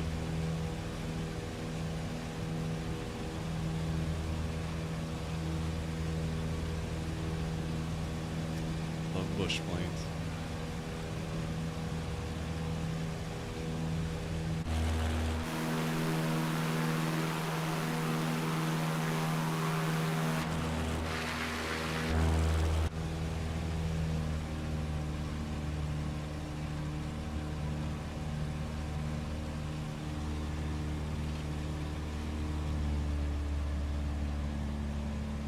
Yeah, $1, man. Yeah, go for it. And like I said, you can keep that for 6 months, and I don't know. I feel like after like 3 months, it goes up to like $5 or something. But still, you get the gist. You could try the game out for quite a while, where you decide if you want to bite the bullet for premium or not.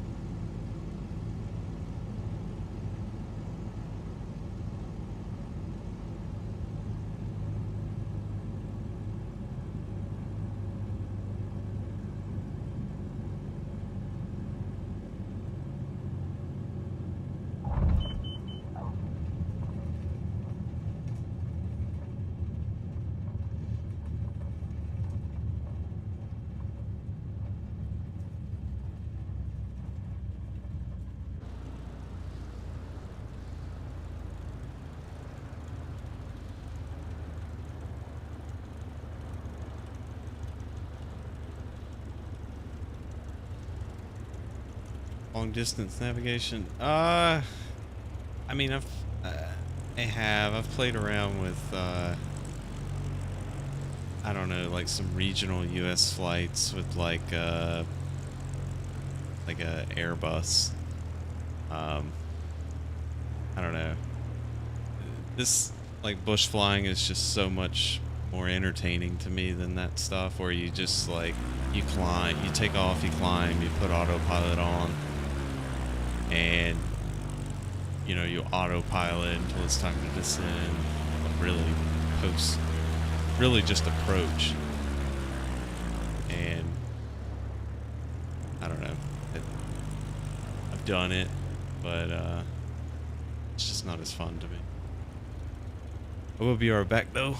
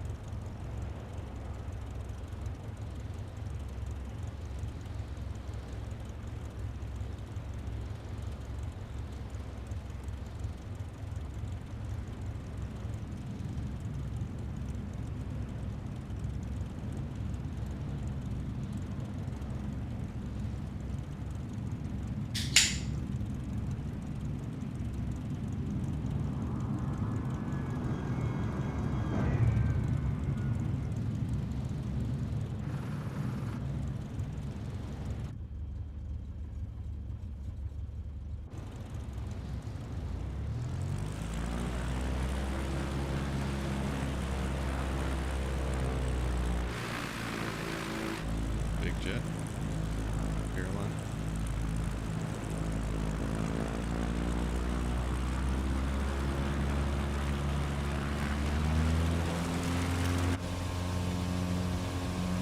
Caution, engine overspeed.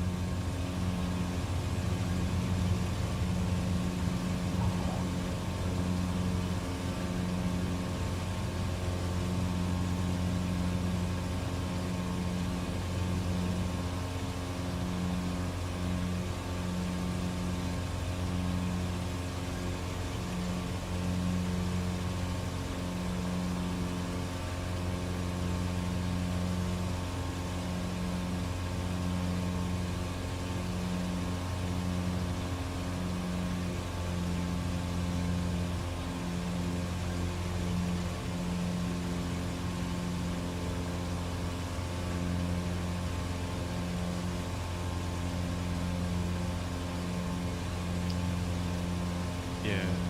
Airport here. Queenstown here.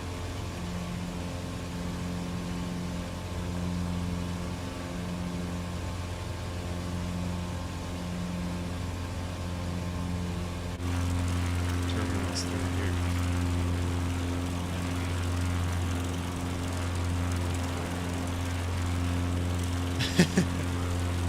Wow. Yeah. Old IBM. What was that, like, one of the, like, what, Flight Sim, like, 98 or something? I played that when I was, like, the very first computer I got. I had this really old joystick. I don't even know what brand it was. But I played, like, the very first flight sim game. I don't know if it was 98 or what it was, but man, it was so much fun. That's all I had. I had the joystick and that was it.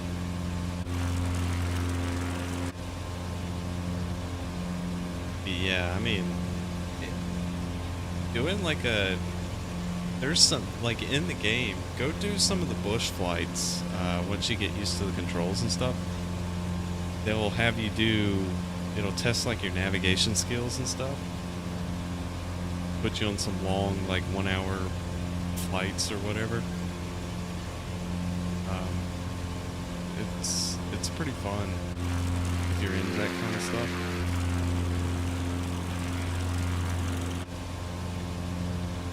But I mean, you can do as much realism as you want to do here. You can set the game to where you got to do like all the checklists and everything before you take off. You can map out your navigation and all that kind of stuff. I mean, you can get as real as you want to get.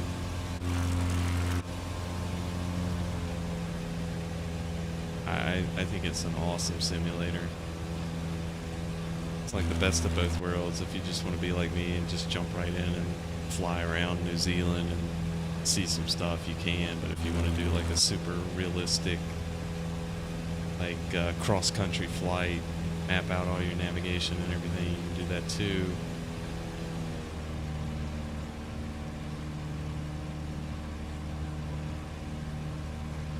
It's just something for everyone to do. And in fact, I think in the fall they're adding air races, which is going to be interesting with some multiplayer like air races and like Mustangs. That'll be good. Yeah, gas and go. That's me. Like, I don't want to plan out a flight plan or anything. I just want somebody to give me a cool airport to take off from and just hit it.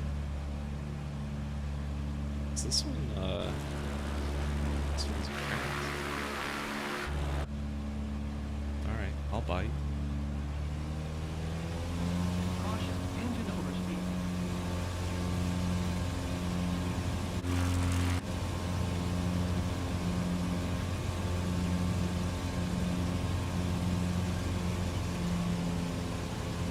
Grass landing here.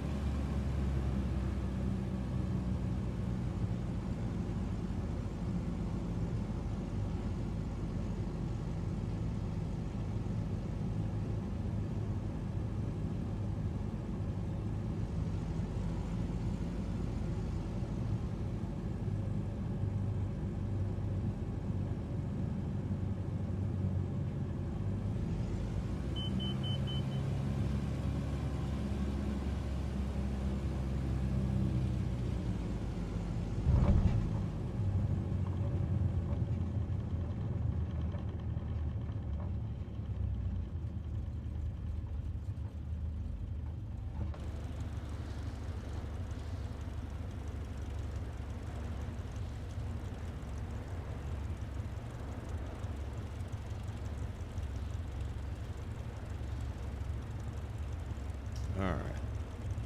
Now, what do we do?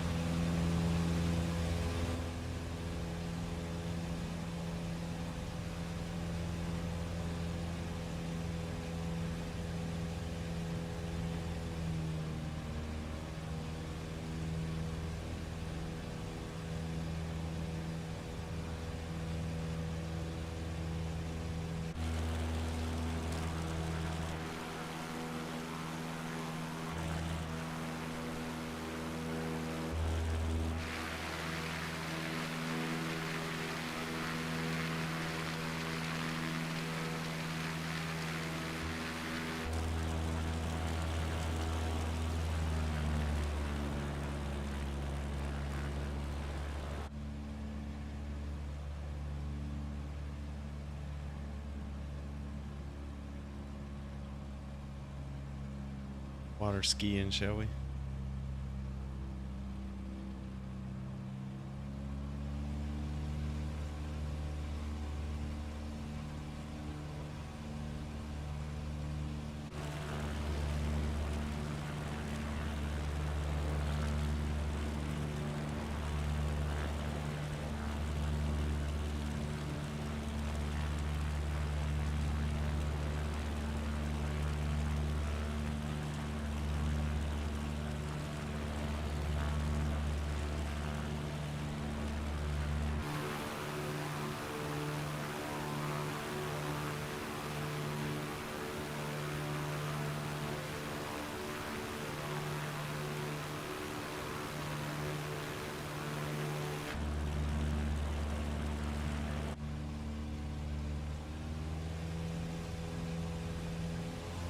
Caution, engine overspeed.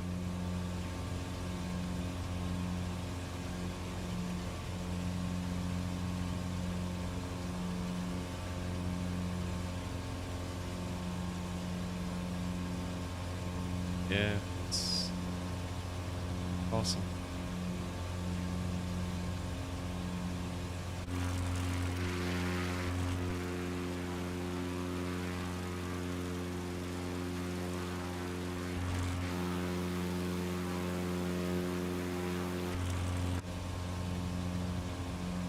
In fact, if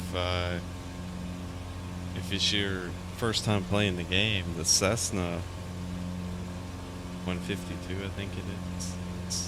It's like the first plane I learned how to fly the sim on. So,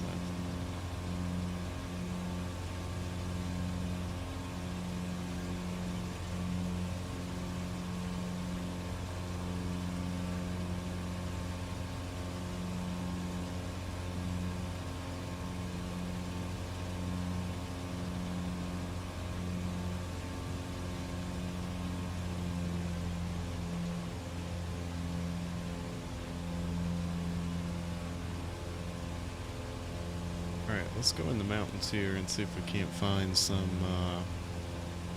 challenging place to land. I'd like to find some kind of like little beach. And all.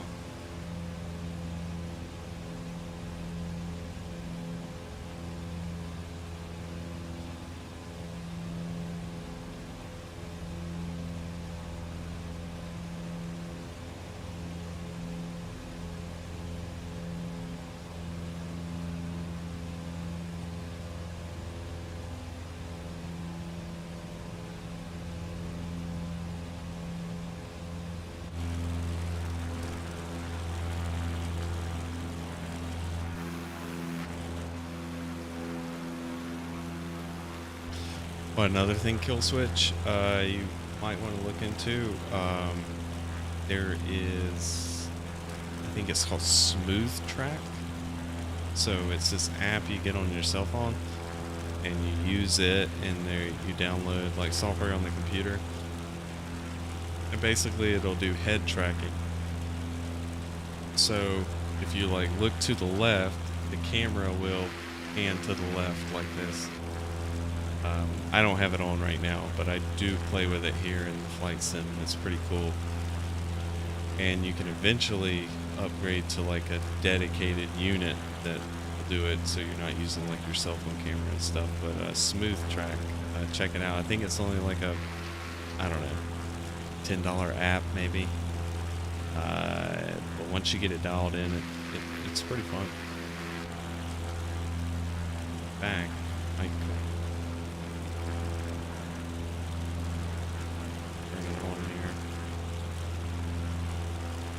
if it'll require me to restart the game or not.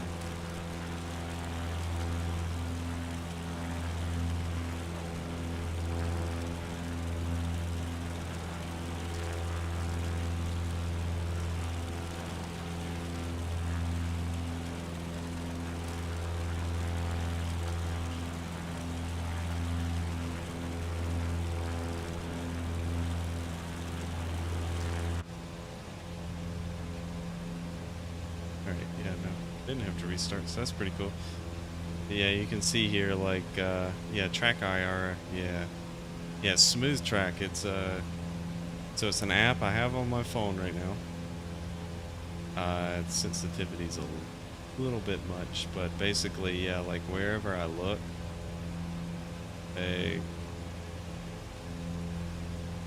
like look up. Oh, I want to look up. Yeah, it's it's pretty fun, and I think like the track IR thing is like super expensive, so you got to play with the sensitivity here on this thing to get it right. Like I have the phone like way closer than I would. That's why it's like so sensitive. Back in. Ah, reset, reset. No.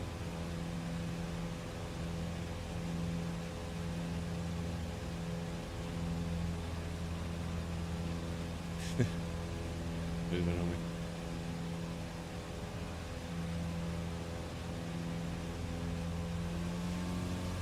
Caution, engine overspeed.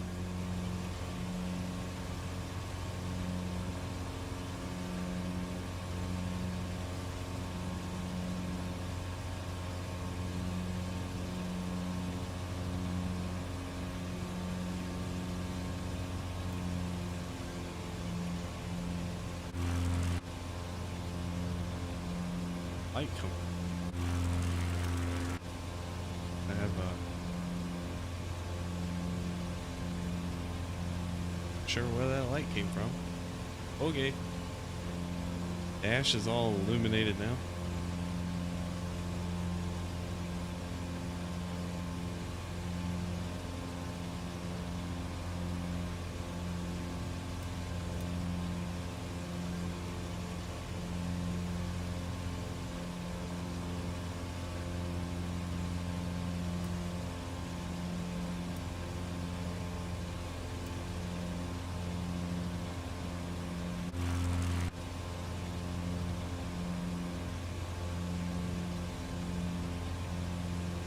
Yeah, I don't know where the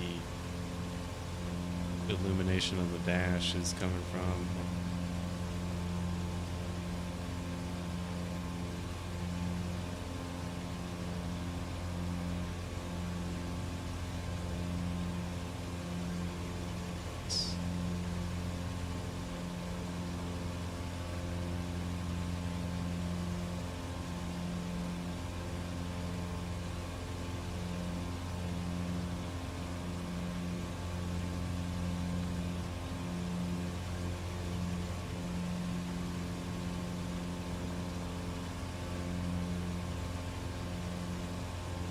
It's the sun.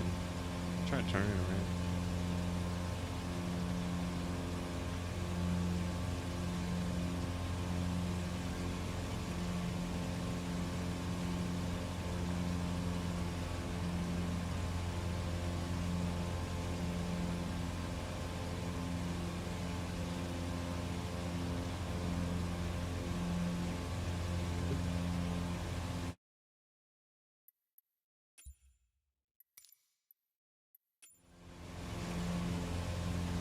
No idea where the light source is coming at here.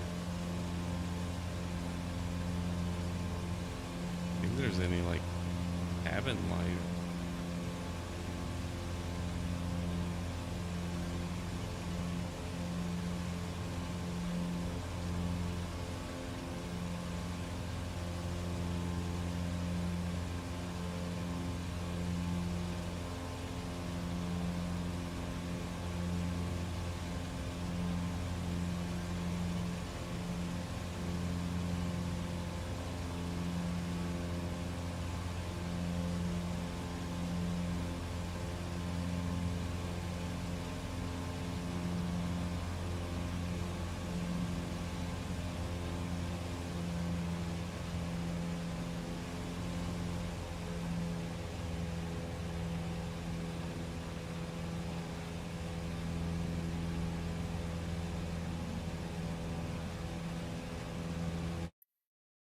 But let's go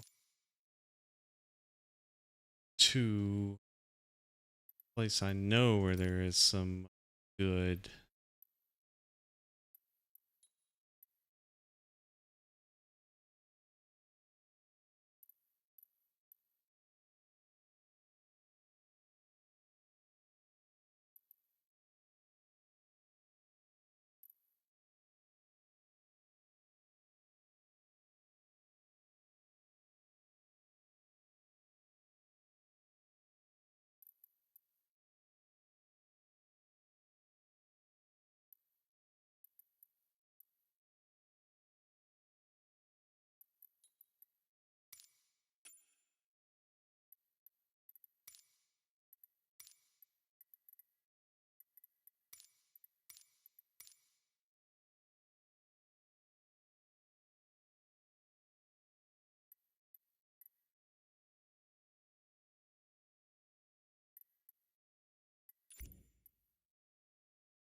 All right, where is Malibu at?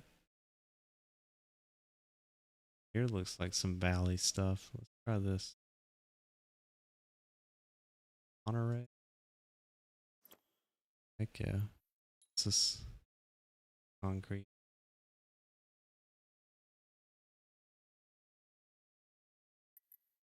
It's Big Sur. Let's fly around Big Sur. Airport around it?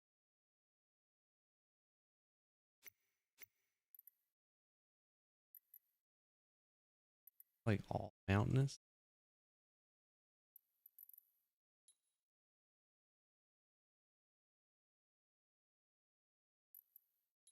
Like a little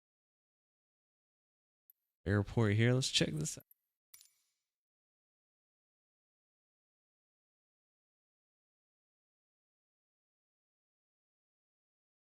But California mountains, man. Beautiful place to fly. If I pick the right place here. It's my plane though.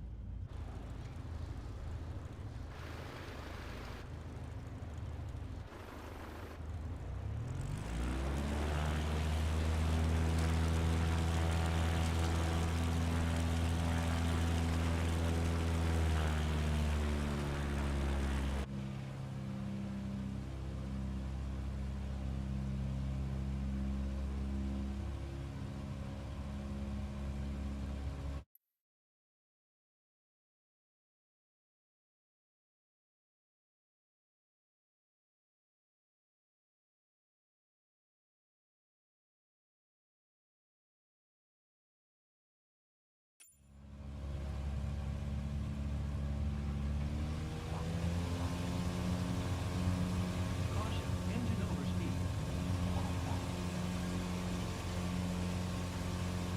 It's graceful takeoff there, but fighting the old smooth track here.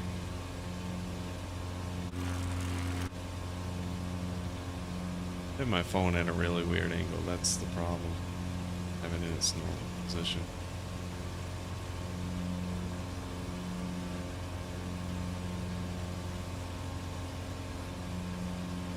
Where I wanted to take off from.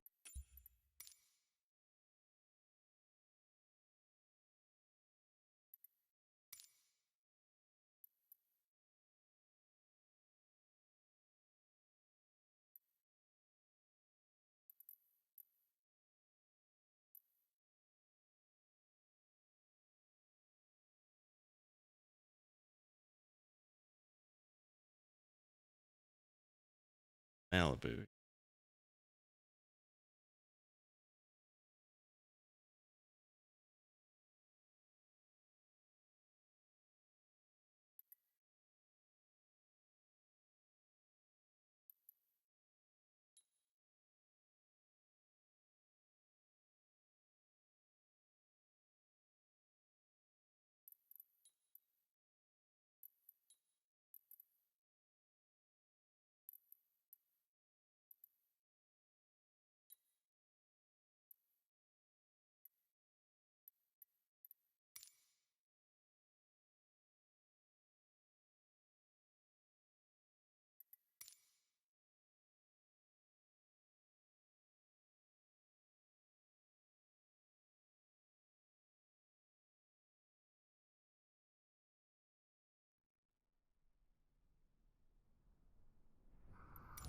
Caution, low fuel pressure.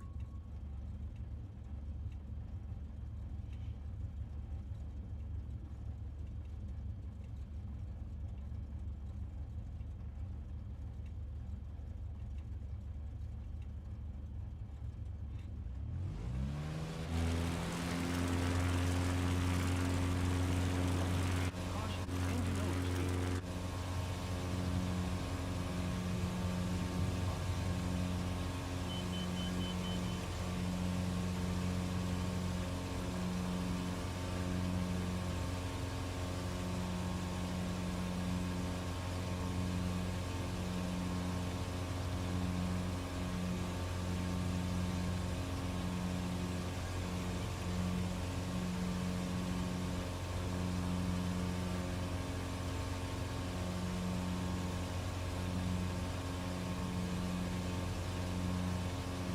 All right, let's go find some cool, obscure places to.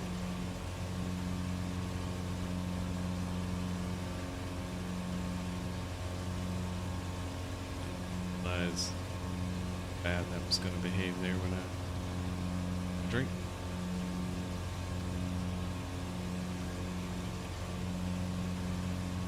Pause it next time. It's the other cool thing about this app, Kill Switch. Like a pause and it's. Oh, pause it. Pause it. Got it paused. Straight from my phone.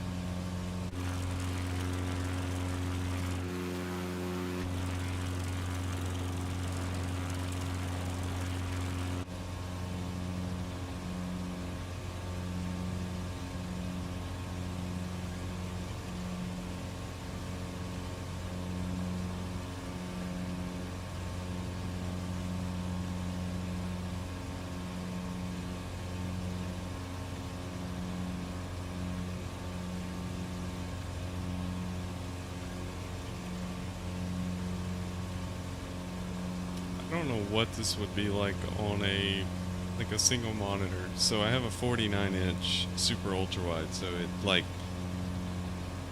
kind of works out. Like I've got the screen in my peripheral, so if I look to the edge of the screen, now I'm seeing. I have my OBS kind of cut off.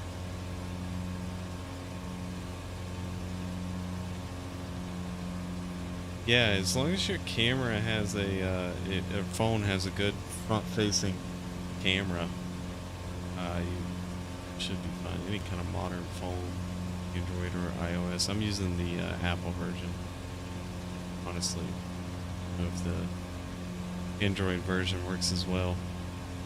But I know the software you get on your computer is OpenTrack, which is an open source head tracking software, and this app on the phone connects to it. You can either do it wirelessly or you can plug it in USB.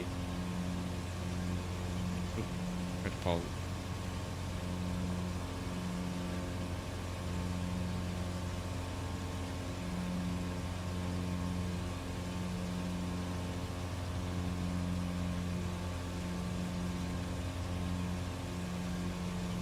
Oh yeah, I love it.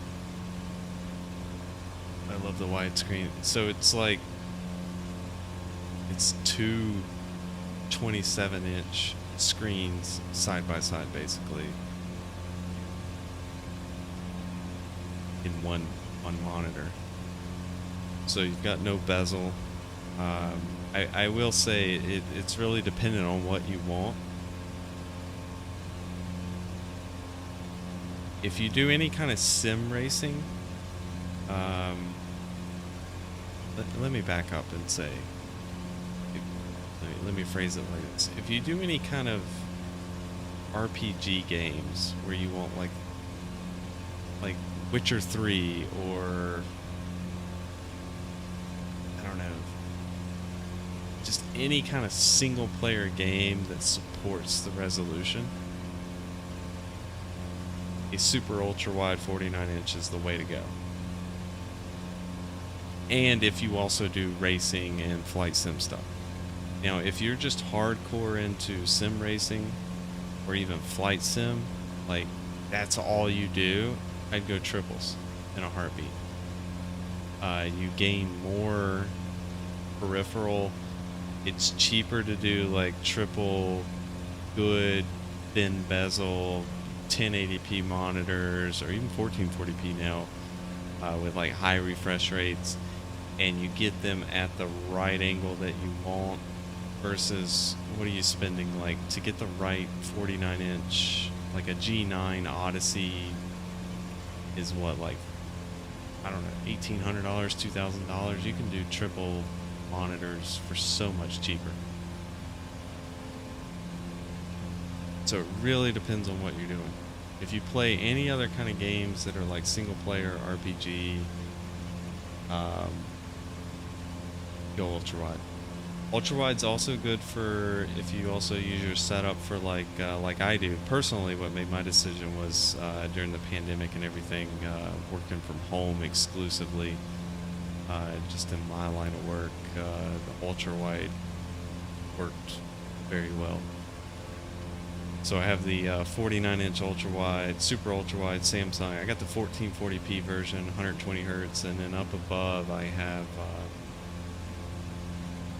two monitors mounted up above. So it's like kind of a mix between a gaming and a productivity setup.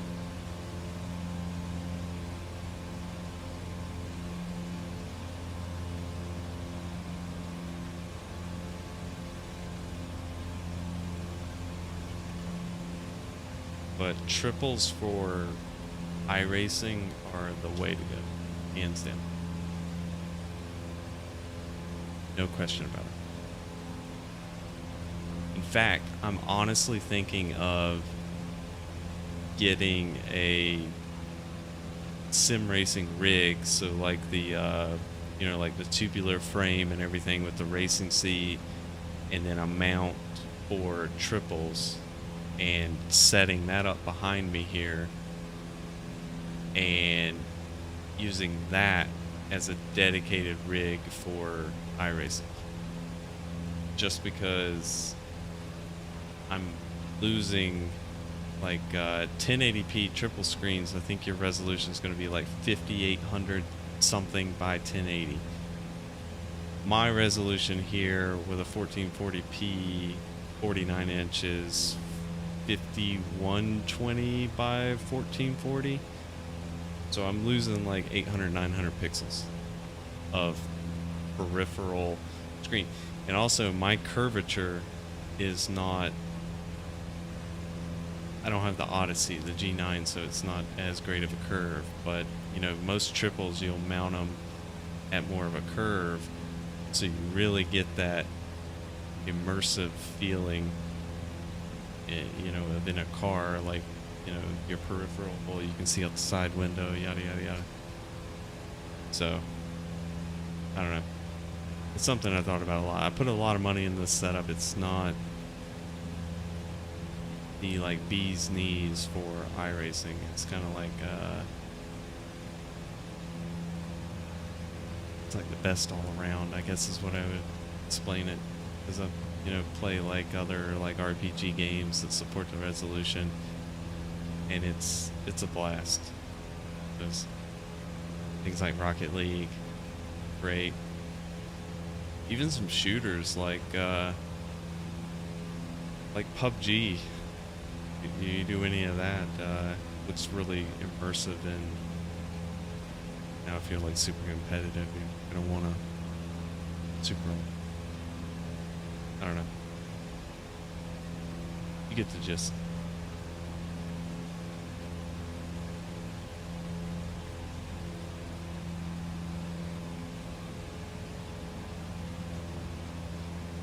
Fuel levels here. Turn my head up. Yeah, I can.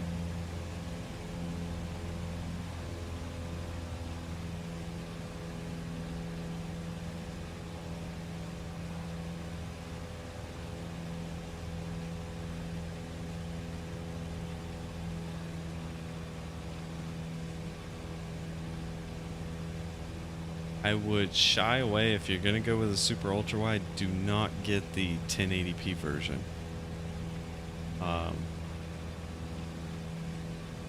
It's just screen's too big for the amount of pixels. Just don't go to. If you're gonna get a 49-inch, get the 1440p version minimum.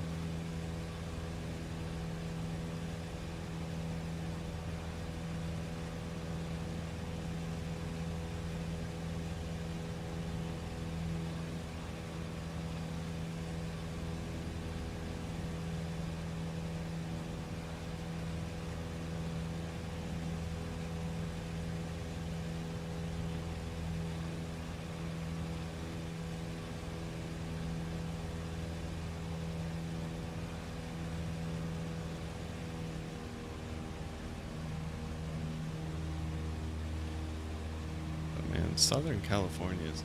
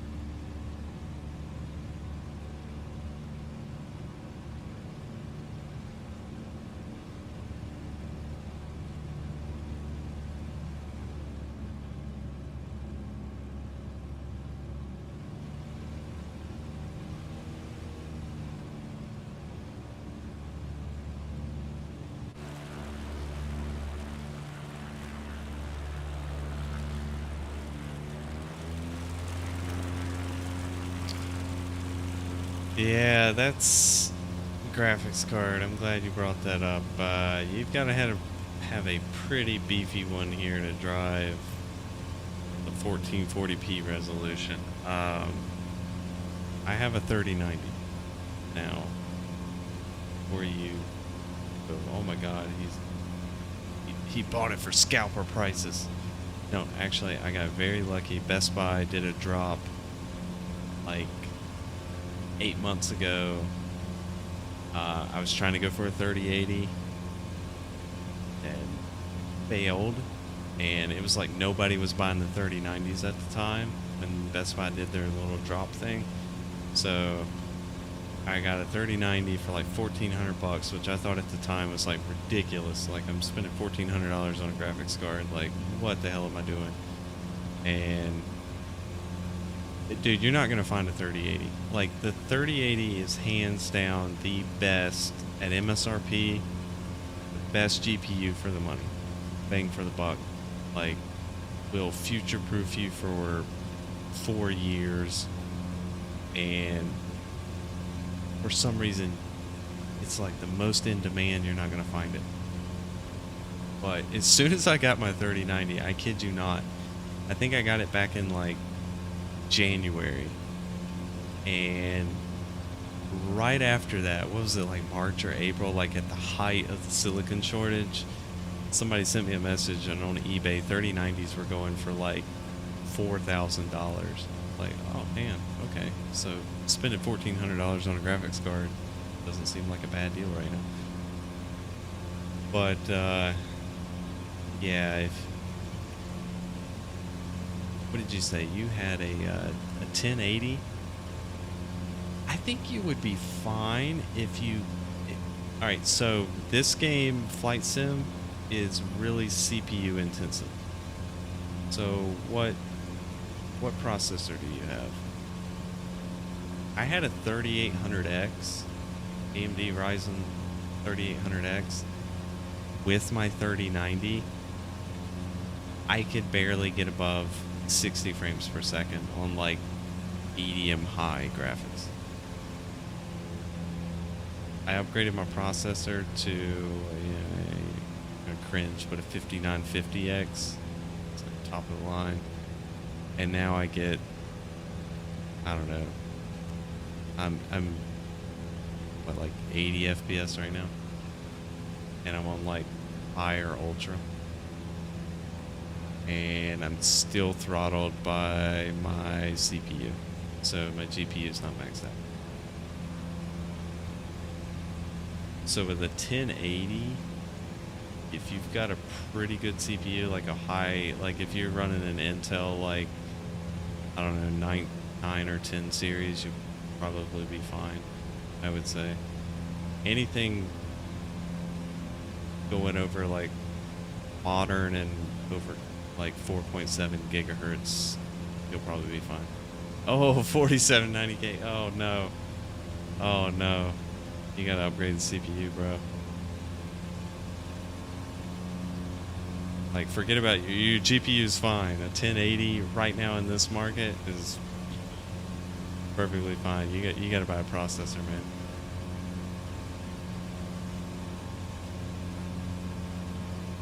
I don't know, like a so you're on an old Intel, so you gotta buy a new motherboard anyway. I would look at like a, I don't know what, like a 5800X AMD or 5900. I don't know, whatever the 8-core one is. 12-core if you want to go crazy. Depends on what you use your computer for.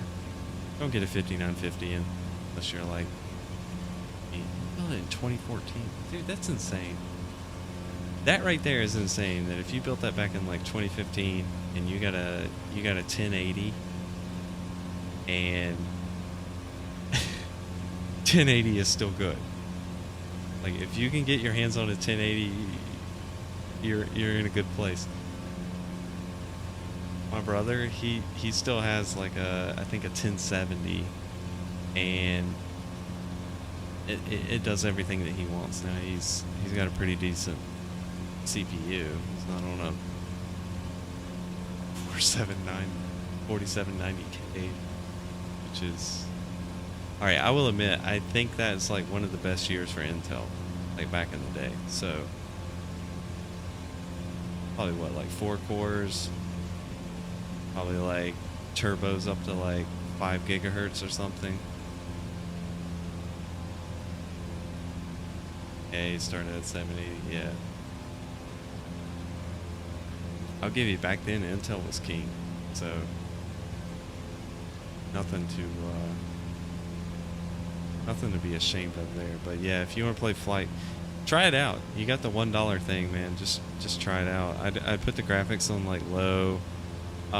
If you look up online best graphics settings for Microsoft Flight Sim, there's some pretty detailed guides on what you can turn up that will not bottleneck your system or will not like totally tank your FPS.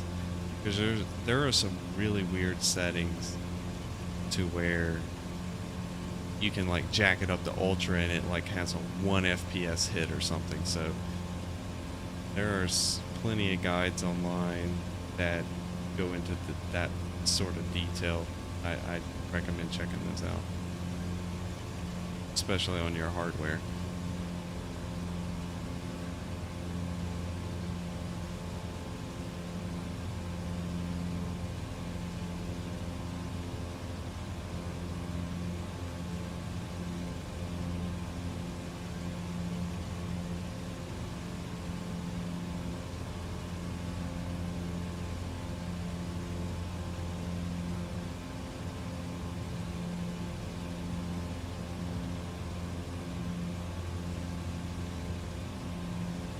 Alright, we gotta find a cool place to land. Yeah, that looks pretty cool.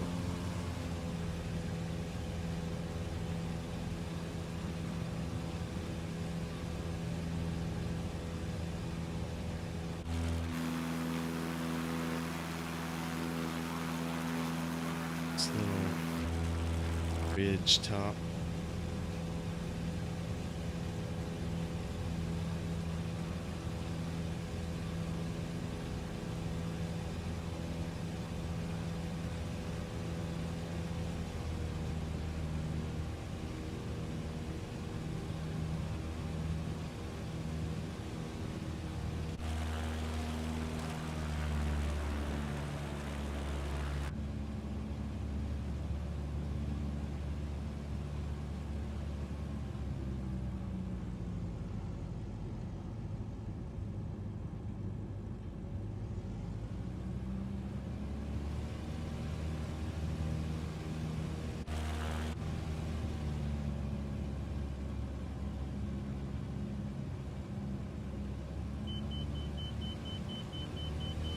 Steeper enough.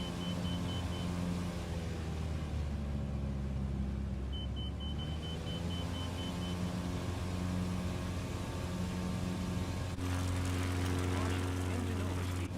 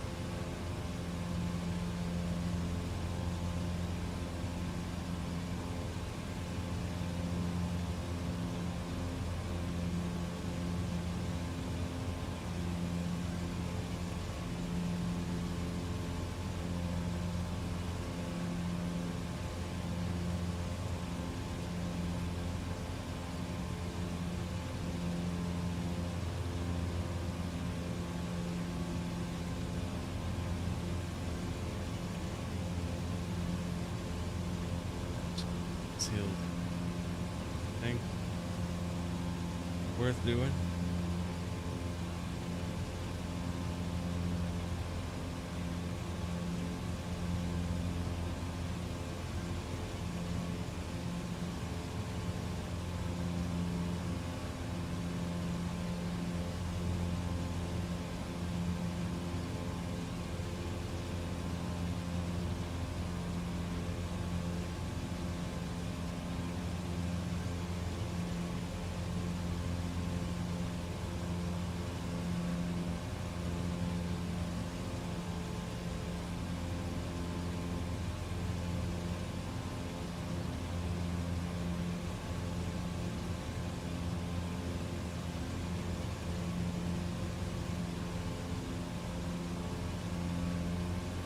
Caution, engine overspeed.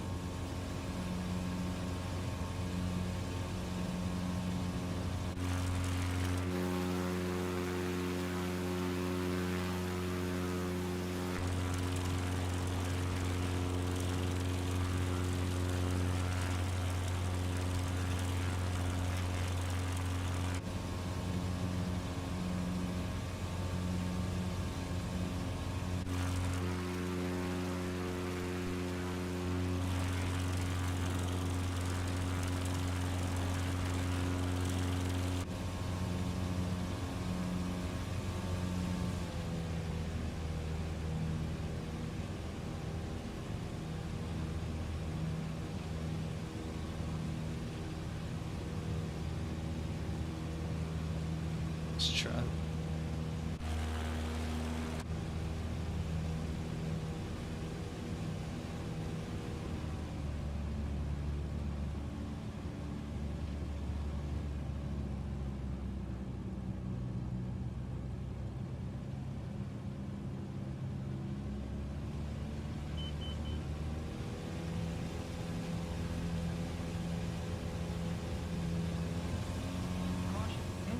saw something. It's over.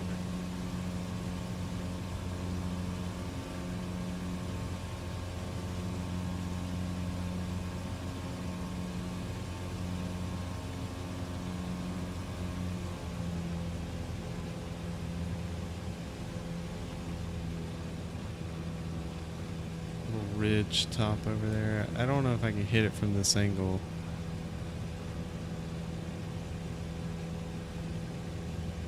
Right there.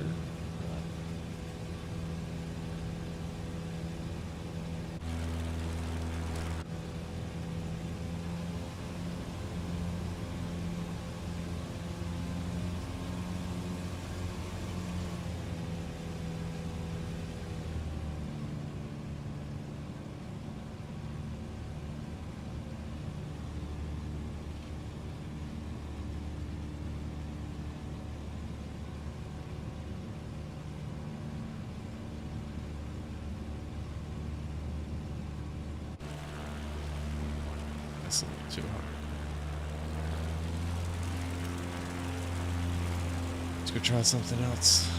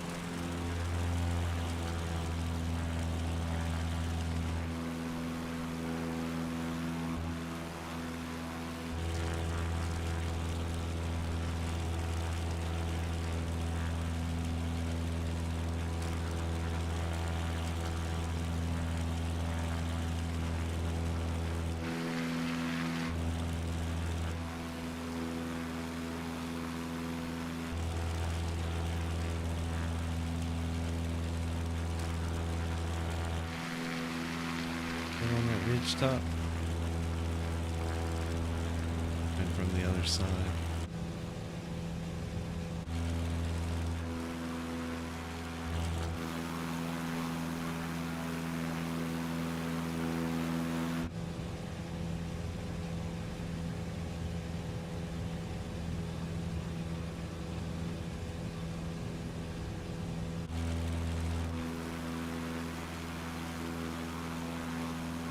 Right over there.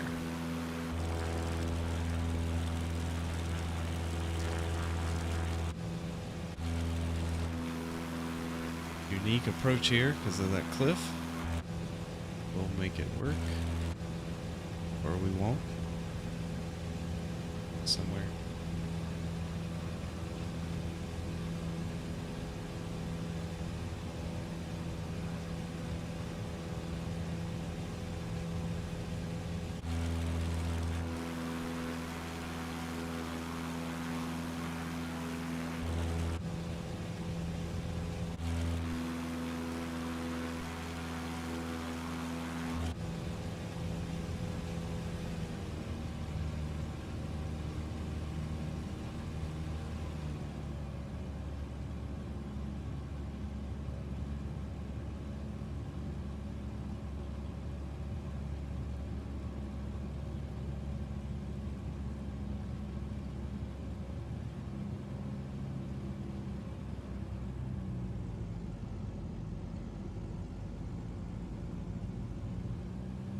Quite used to this plane yet.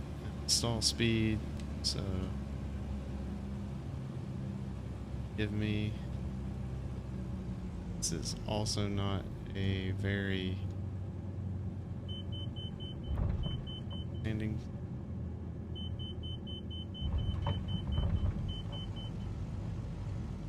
Be there.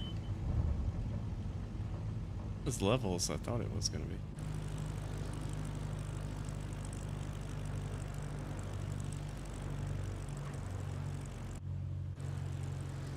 Should have came in a little bit further. I mean, this still isn't. See it.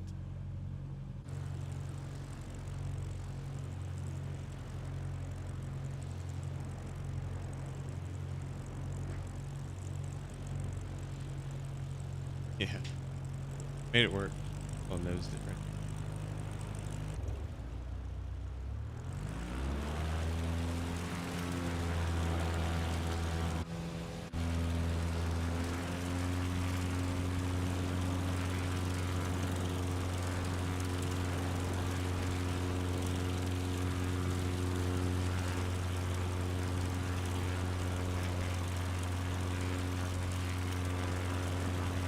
Buddy. Up the hill.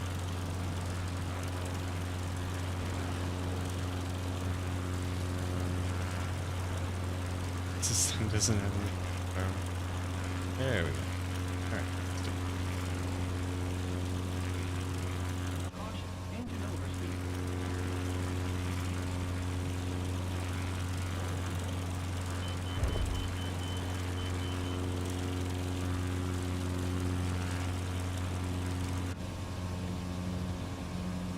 Alright, we can do much better than that.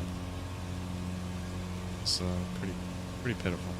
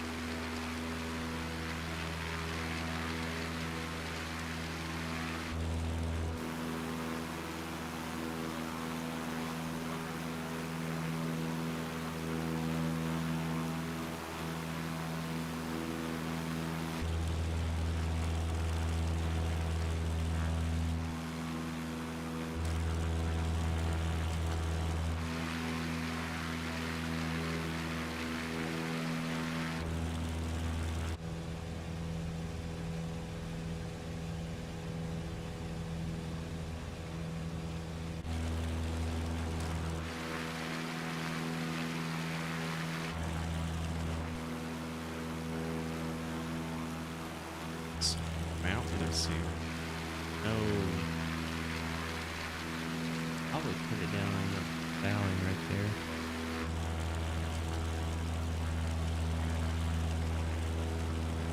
If there's a better spot. I don't want to have an embarrassing moment like I just had. Probably the worst landing I've ever done. And takeoff.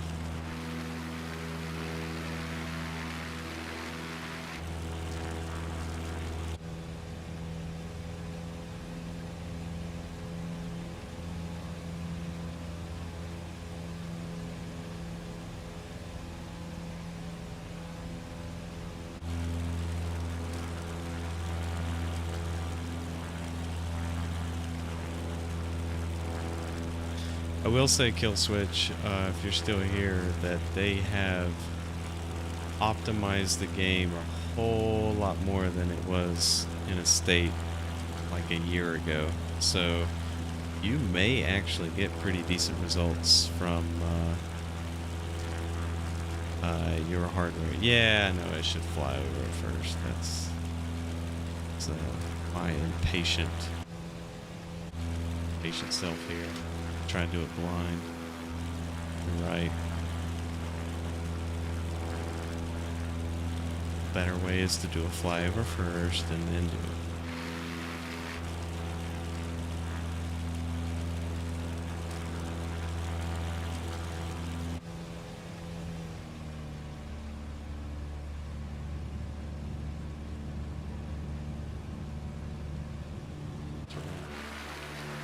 Hilly. I'll try to land it uphill there.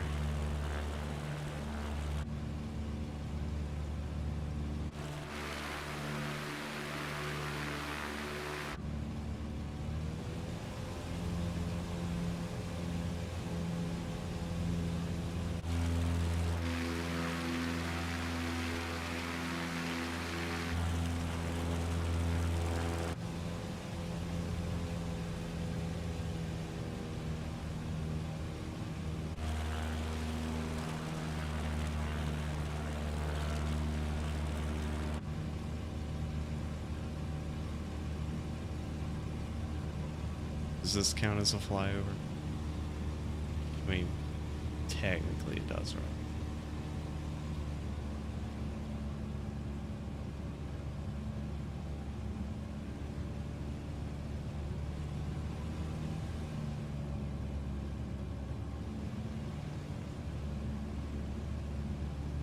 Oh, this is steep.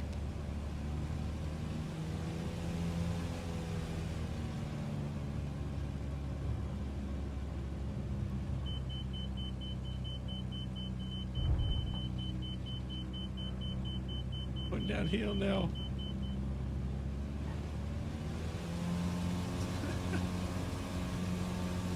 That was,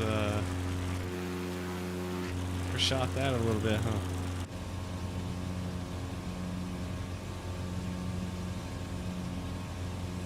Caution, engine overspeed. That's one thing I'm not used to this one. The brakes on this thing are not very good. I'm used to like the X Cub, which has just amazing brakes. I think you need like I don't know, you need like 100 yards to stop this thing minimum.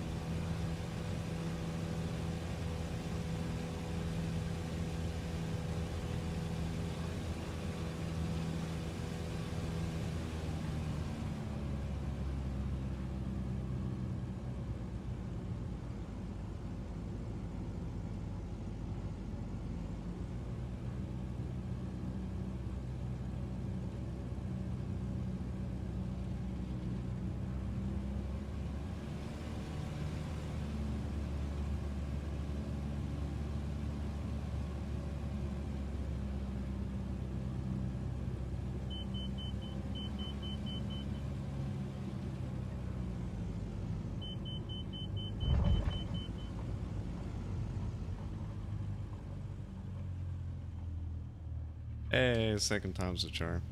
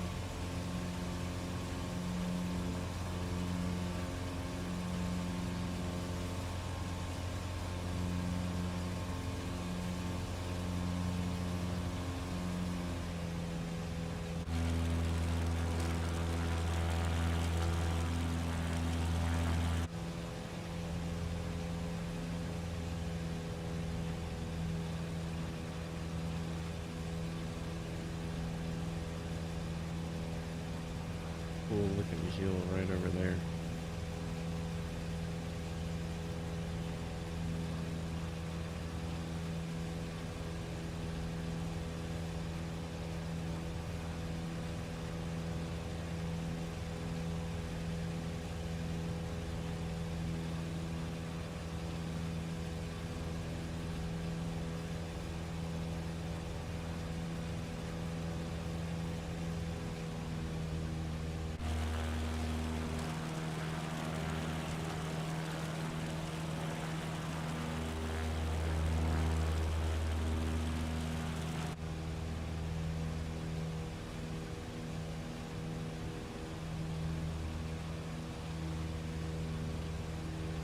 All right, man. Have a good one, Kill Switch. Hope you get. Hope it runs well for you. Let me know if you get it running. We can jump on and fly together. Have a good evening, man.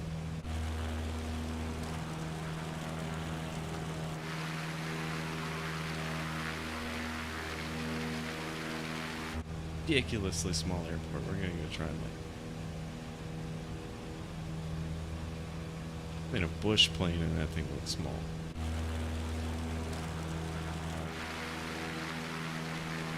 But that is.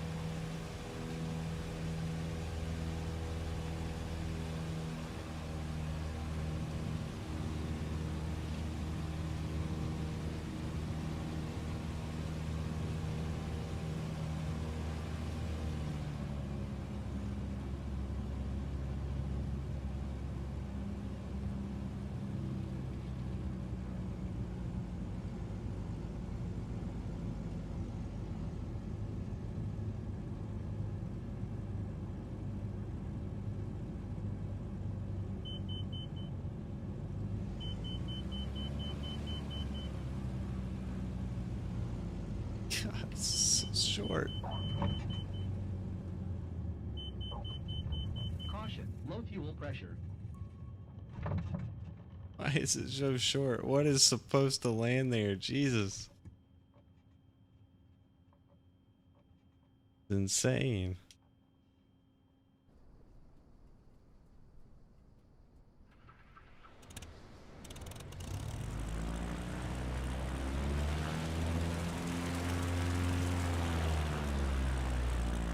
Like an RC airplane track or airport there.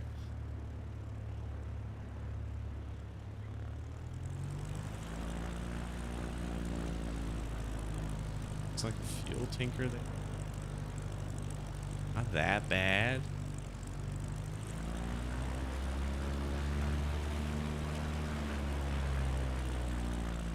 Ultralight airfield? I don't know, man.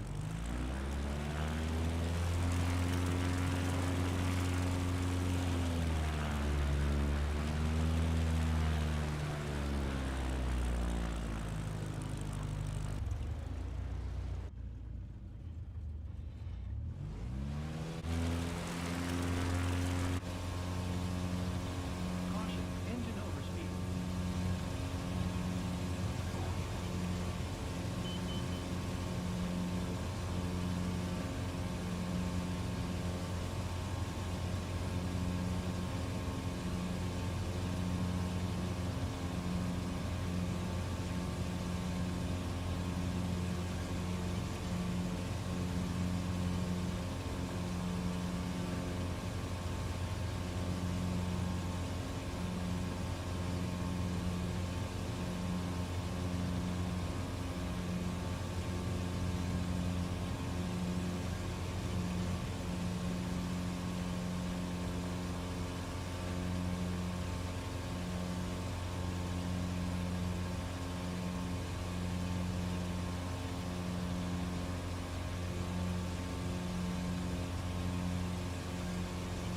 Okay, no autopilot. BRB. Hopefully she doesn't wreck.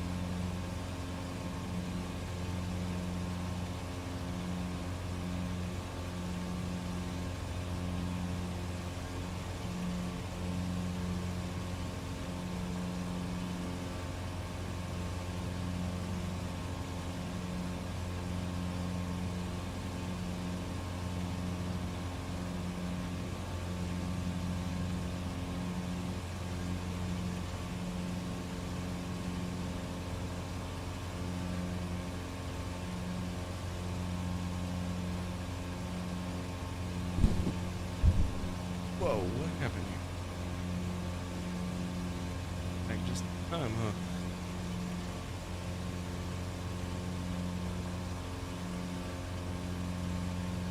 Oh, probably didn't.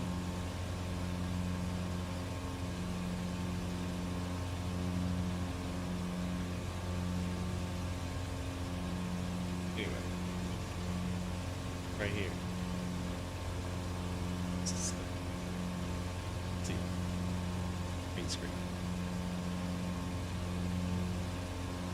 There, right there. Jalapeno beer. What's that?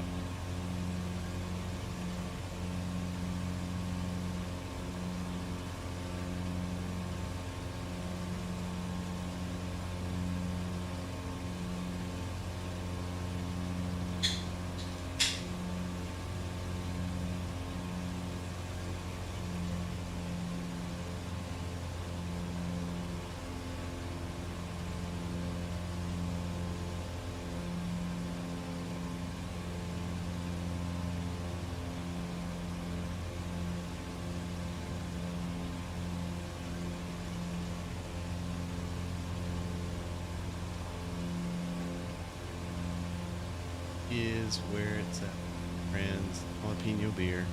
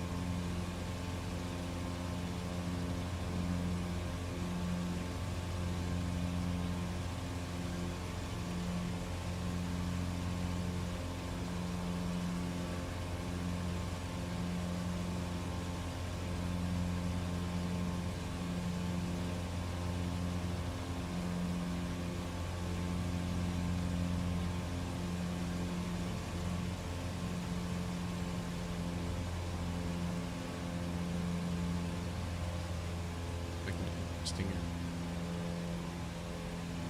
It's the Santa.